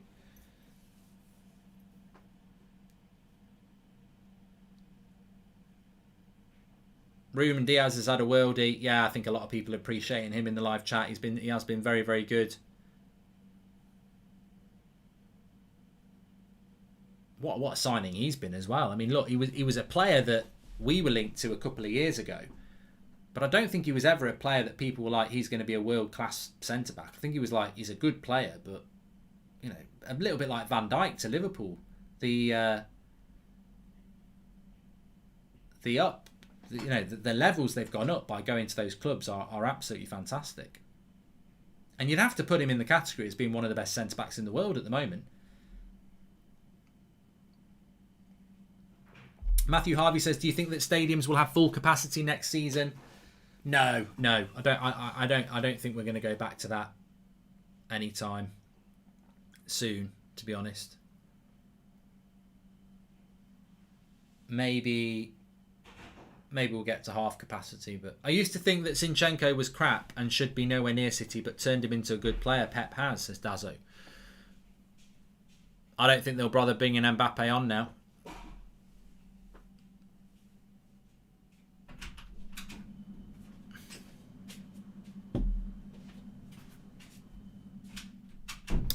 Zed says PSG aren't anything special. They're beating team that's second in the Farmers League. I was always worried when Bayern Munich lost to PSG, because I was like, I don't think PSG can really give Man City the game that Bayern would have done. And I just think that PSG, they got lucky in that first game against Bayern. And I say lucky, I just think I can't understand how Bayern lost that first game. Defensively, made defensive mistakes basically, and didn't take their chances themselves. They reminded me a little bit of United against Sevilla in the semi-final last year. We should have won that game. We had the chances to win. And he's given a red card here. Di Maria's off for a red.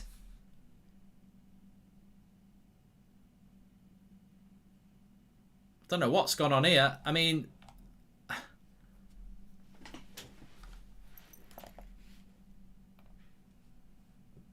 it couldn't have happened to a nicer guy.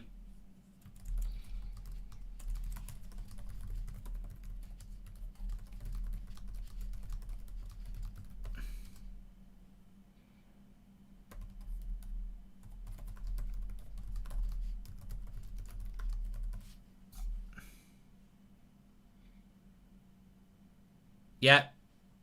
Get off, you dirty cheats. I mean, look, I don't want Man City to win, but they've won this game. And, it's vile. Absolutely. Does he go for the ball or does he go for the player? They're going to check it on VAR, but he knows what he's done. He's walking down the tunnel because he knows it's a red. He ain't even waiting. He knows what he's done. They can check the VAR check, but he knows. He's not even waiting. Disgusting snake. Look, I'm very glad that Man City had already won this game because it's already won. It's already won anyway. And Di Maria is a snake. And he's a vile snake because he stamped on Fernandinho there and he deserves to go. You don't want to see that in football. But Di Maria is a snake. And I wanted PSG to win tonight. I did want them to win. But they've been comprehensively beaten anyway. So to see Di Maria go off, I wouldn't say it's a massive amount of enjoyment. But he is a cretin. So goodbye. Get off. And I was already saying that Man City deserve to win tonight, which they do. You know, sometimes things you want to happen don't happen. But as I was saying before, I think there might be a few more red cards here anyway.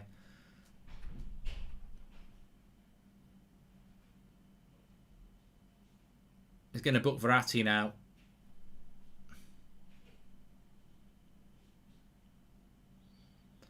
Let's get it. Tempers are flared.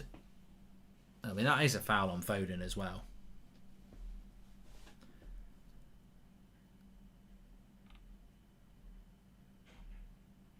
It's all kicking off a little bit here.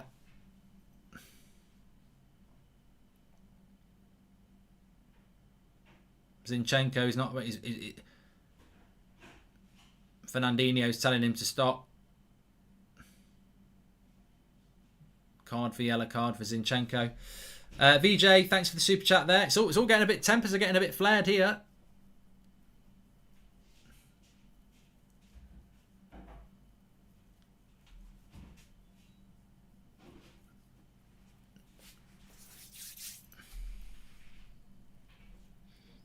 Sandish says they should try and get a consolation goal instead of raising their tempers.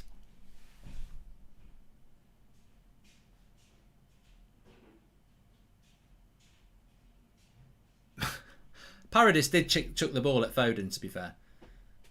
They've lost their heads, says Chris. Well, it makes it interesting for the next 20 minutes. Might see some red cards. But look, Matt, the reality is, whether you want it to happen or not, Man City have been the better side.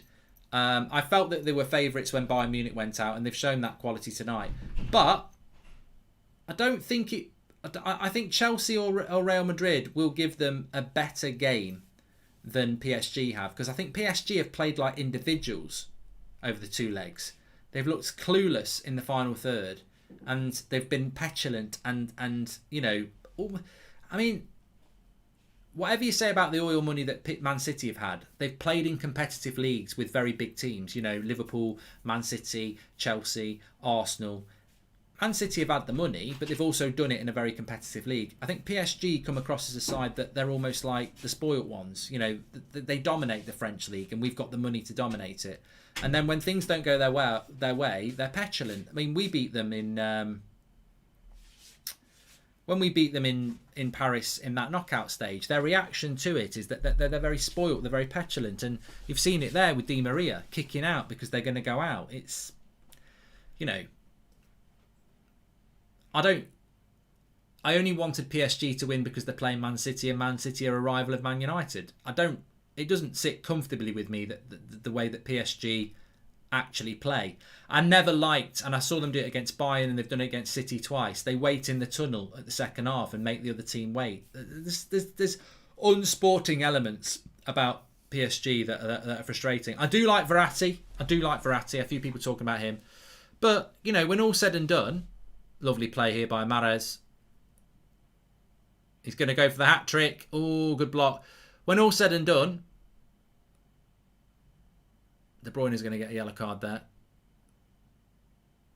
When all said and done, Man City, whether you like them or not, they've been the better side. That second goal to kill the tie was fantastic on the break. They've defended superbly well.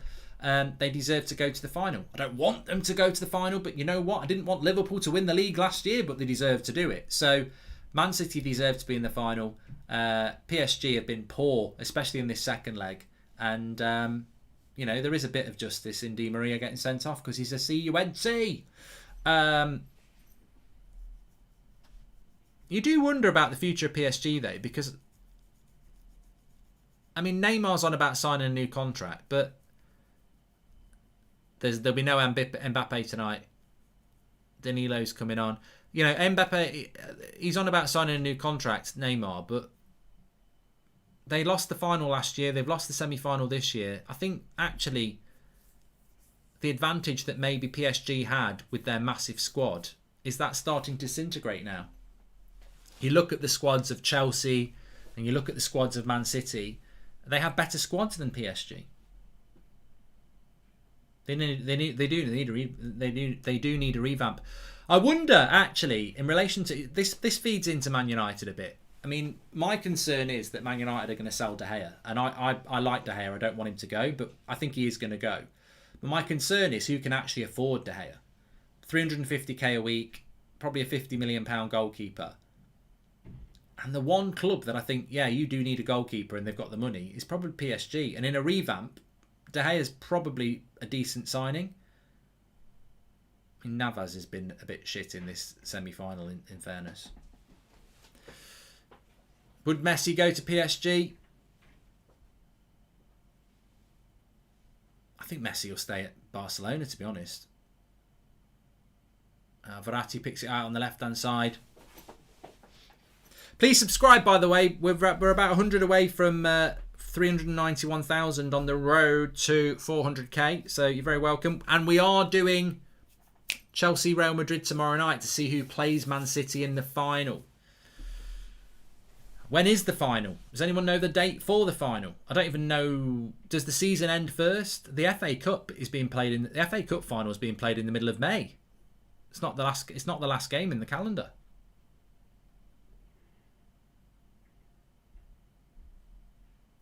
Ollie beats Pep with McFred and James, says VJ. Well, here's Gundogan down the left-hand side. I mean, the funny thing is, Man City will be obsessed with getting a clean sheet here. The Champions League is on the 29th of May, in 25 days. There's so much football in May, isn't there, as well? Like, Chelsea play Man City on Saturday at 5:30. We'll do a watch-along for that one, by the way. There's Premier League games at the weekend and midweek, and then the week after that. So there's just so many games to get this season done. I mean, in many ways, I never thought they would be able to get this season done. You know, when it started late in September and they were trying to get it done by May for the Euros, I was like, there's no way we're going to get through a season without another COVID suspension. And they've managed to do it. Foden, oh, bloody hell. He's been fantastic tonight, Foden, as well. He's just ran at the defender here. Hits a lovely low shot and bang. Bottom of the post. Keeper's well beaten. I'll tell you what, he's not had a very good game either, Kimpembe. Oh my God. He's not given a foul on Neymar there. I mean, the ref's been a bit... I don't think the ref's been terrible, but that was a foul on Neymar. I struggle to see how that wasn't a foul. He nutmegs Fernandinho. Fernandinho stands in his way and the ref says play on.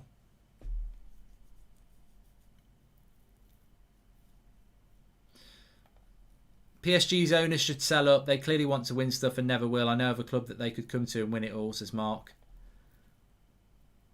Yeah, it's a shame you can't own two clubs. Because Europa League's finals on the 26th. So I think the Premier League season must end on like the 22nd or something like that. Let me have a quick look.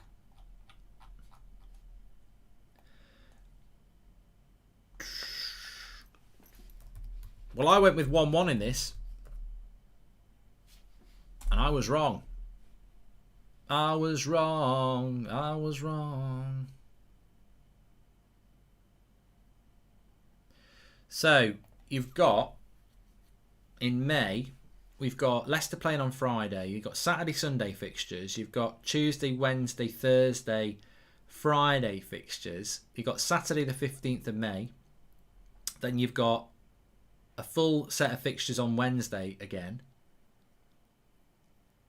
Then on the Sunday, and then that's it.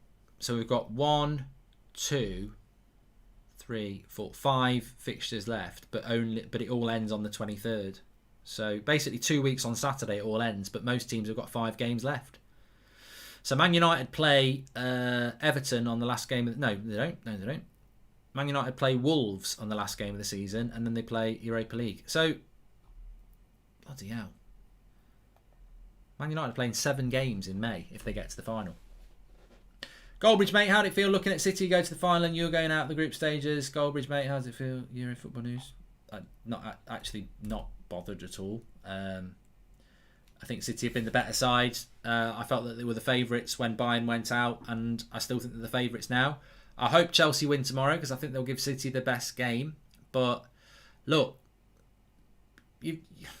you can't argue with the fact that City have been the better side and that they look like they're the favourites to win the Champions League. I don't want it to happen, but I'm certainly not going to cry about it. I don't think there's an injustice. They are the better team, and I'm humble in that effect. The only thing I'm happy about is that Chelsea knocked them out the FA Cup, because I said it at the time. Who's going to stop them winning the quadruple? Who's going to stop them winning the treble? And thankfully Chelsea did it, because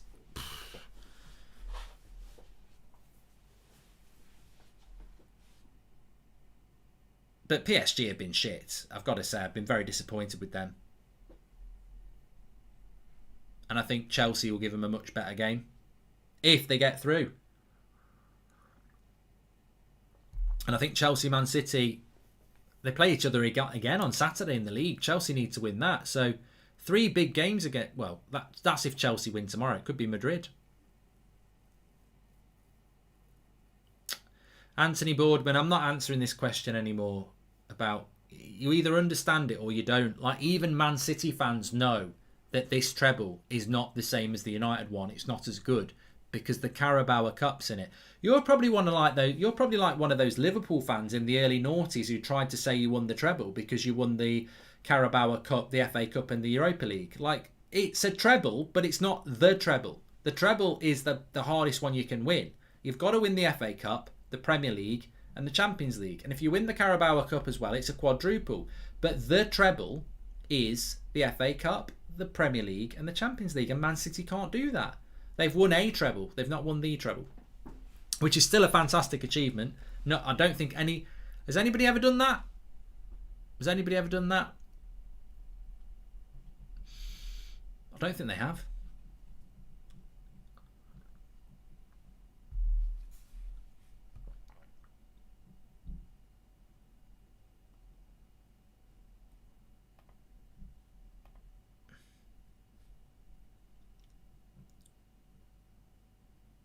And I agree with Killian. He says, I know it's not the treble, but you can't discredit the City side and how good we are. You can't. You can't. And I don't think, apart from Manchester United winning the treble, I can't remember a side winning a treble as good as this one, other than United. So, which was obviously better. But I can't think of...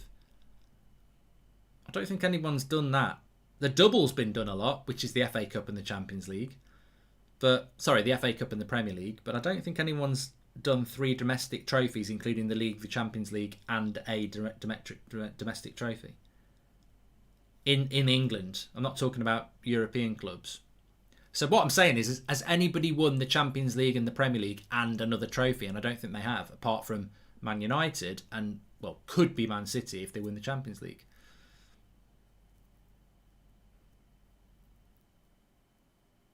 When did Liverpool do it then? On the 80s. So Liverpool won the European Cup, the League, and the League Cup.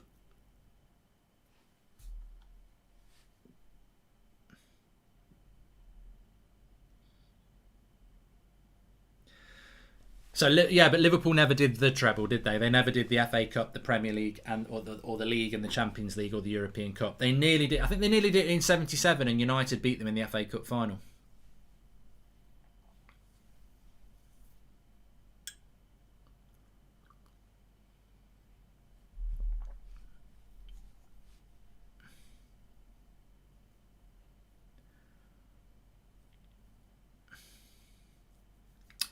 I've had this conversation. Somebody just said, where would you rank this City side? I don't think this is City's best side.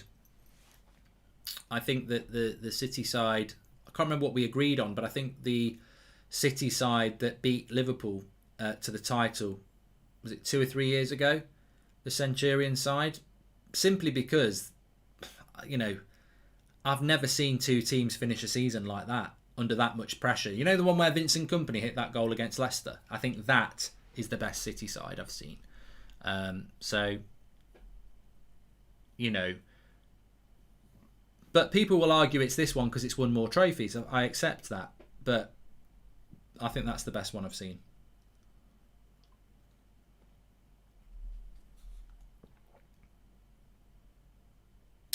Listen to this. Ivan Scannell says City have only conceded 4 goals in the Champions League this season. I mean, I've said that so many times. I've watched City a few times this season.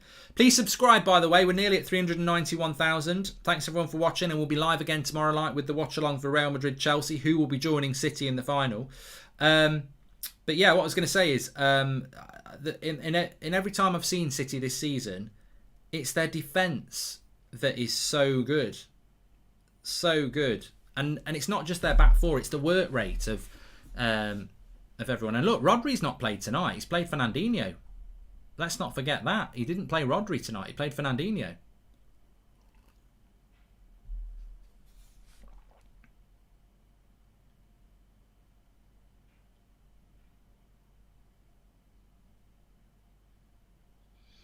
I think if Aguero goes to... I think Aguero should go to Spain. How old is Aguero? Is he, what, 32? So... I mean, I know Aguero was in Spain at Atletico Madrid, but I think Spain would be perfect for him.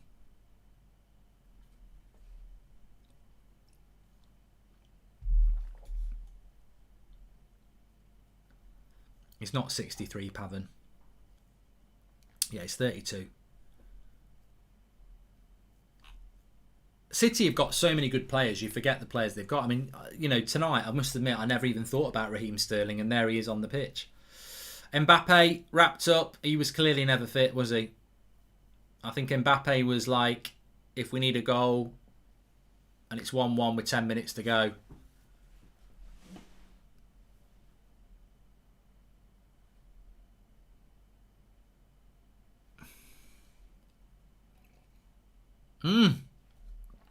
Kimpembe's well late there. Gets a yellow card.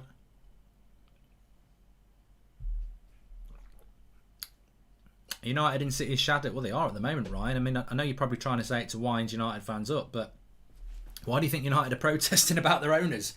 We one of many reasons, but we also know that the club is being run very, very badly. So, your statement is true.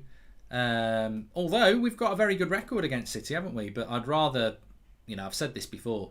Arsenal beat us. Look at where they are in the league. We beat City. Look at where they are in the league. It's about winning trophies. That's what it is. I remember Liverpool beating United twice and we still won the league. It doesn't matter. Winning trophies is about consistency. A lot of teams can beat anybody on the day, but winning trophies consistently. And this is where I will take my hat off to City, is that, look, I think it's been an easier season for City because they've got a massive squad and teams are knackered and they've got a massive squad, so that's an advantage. I also think no fans in the ground is an advantage, but that's an advantage everyone's got. But I'm not going to not say that to keep up that consistency that they've shown. And basically, look, let's not forget, they did get to the semi-finals of the FA Cup, and the semi-final of the FA Cup was the final. They would have beaten Leicester in the final. So they were very, very close to winning 4 trophies. And that level of consistency is impressive. City versus United in the Super Cup in Belfast, says Oliver Smith. Well, yeah, or it could be Chelsea-Arsenal.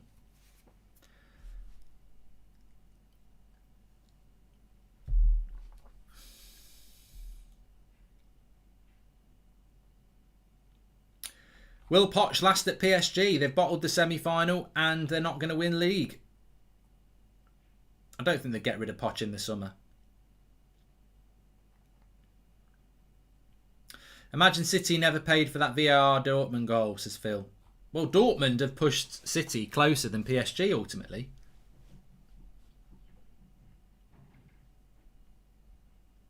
Neymar's down injured here. I nearly said his sister's nearly over. I don't know why I thought of the word sister and Neymar. I say his season's nearly over. That was a nasty tackle there. Watch this foul by on... I don't know what Neymar's problem is. He's just banged his ankle. Danilo's been booked.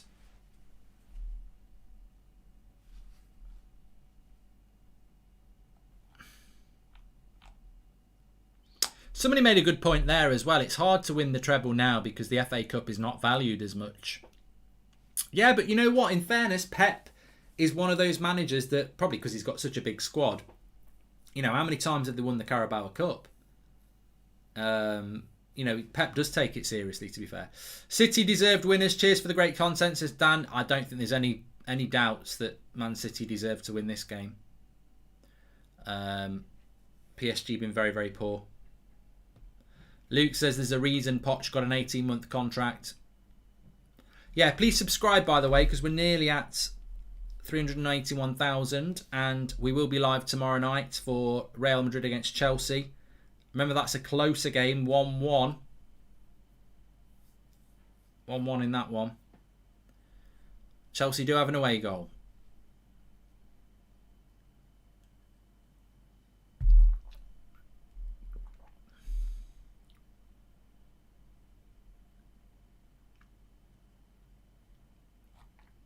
Mizanar says it's a bit of a joke that City will win the Champions League before Arsenal.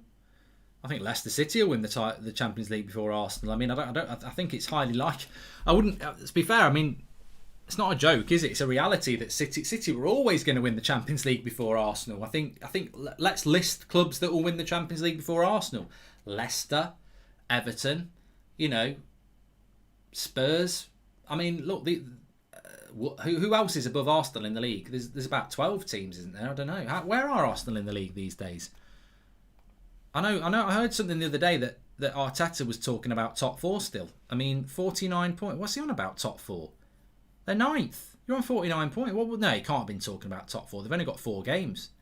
Quick maths. They can only get 61 points, so they're not getting top 4. Maybe he's talking about... I don't know what he's talking about. I don't know what he thinks he can do. They've got. I mean, if Villa win their game in hand, they go above them. I mean, Arsenal really should be looking behind them. They've got Villa and Leeds, who are 2 points behind them. And then Everton are 3 points ahead of them with a game in hand. Liverpool have got a game in hand. Yeah, I think the best Arsenal can do is 9th. But having said that, look, I don't want to banter Arsenal too much. I do, but I'm also very aware that they could beat Man United in the Europa League final, in which case that's the best thing. That's the best thing that's happened to them in 15 years. So, or is it 20 years now? I don't know. Anyway, Man City are in the final. They're all jumping on each other. I don't want to look at that. I can say that they deserve to win, but I'll turn that off. I can't watch that. The takeover could get Arsenal back though, says Steve. Yeah, I mean, look, that is Arsenal's hope that they do get taken over, of course. But look, Man City win 2-0. Didn't even concede a goal. Fantastic defensive effort, and they killed PSG on the break. Over the 2 legs, they deserve it. You know, there's no controversy like there was against Dortmund. They deserve it. They're into the final, and they'll be the favourites in the final. So, look, let's see what happens tomorrow night. I think the best chance of City losing is Chelsea, but that doesn't mean Chelsea are going to win tomorrow.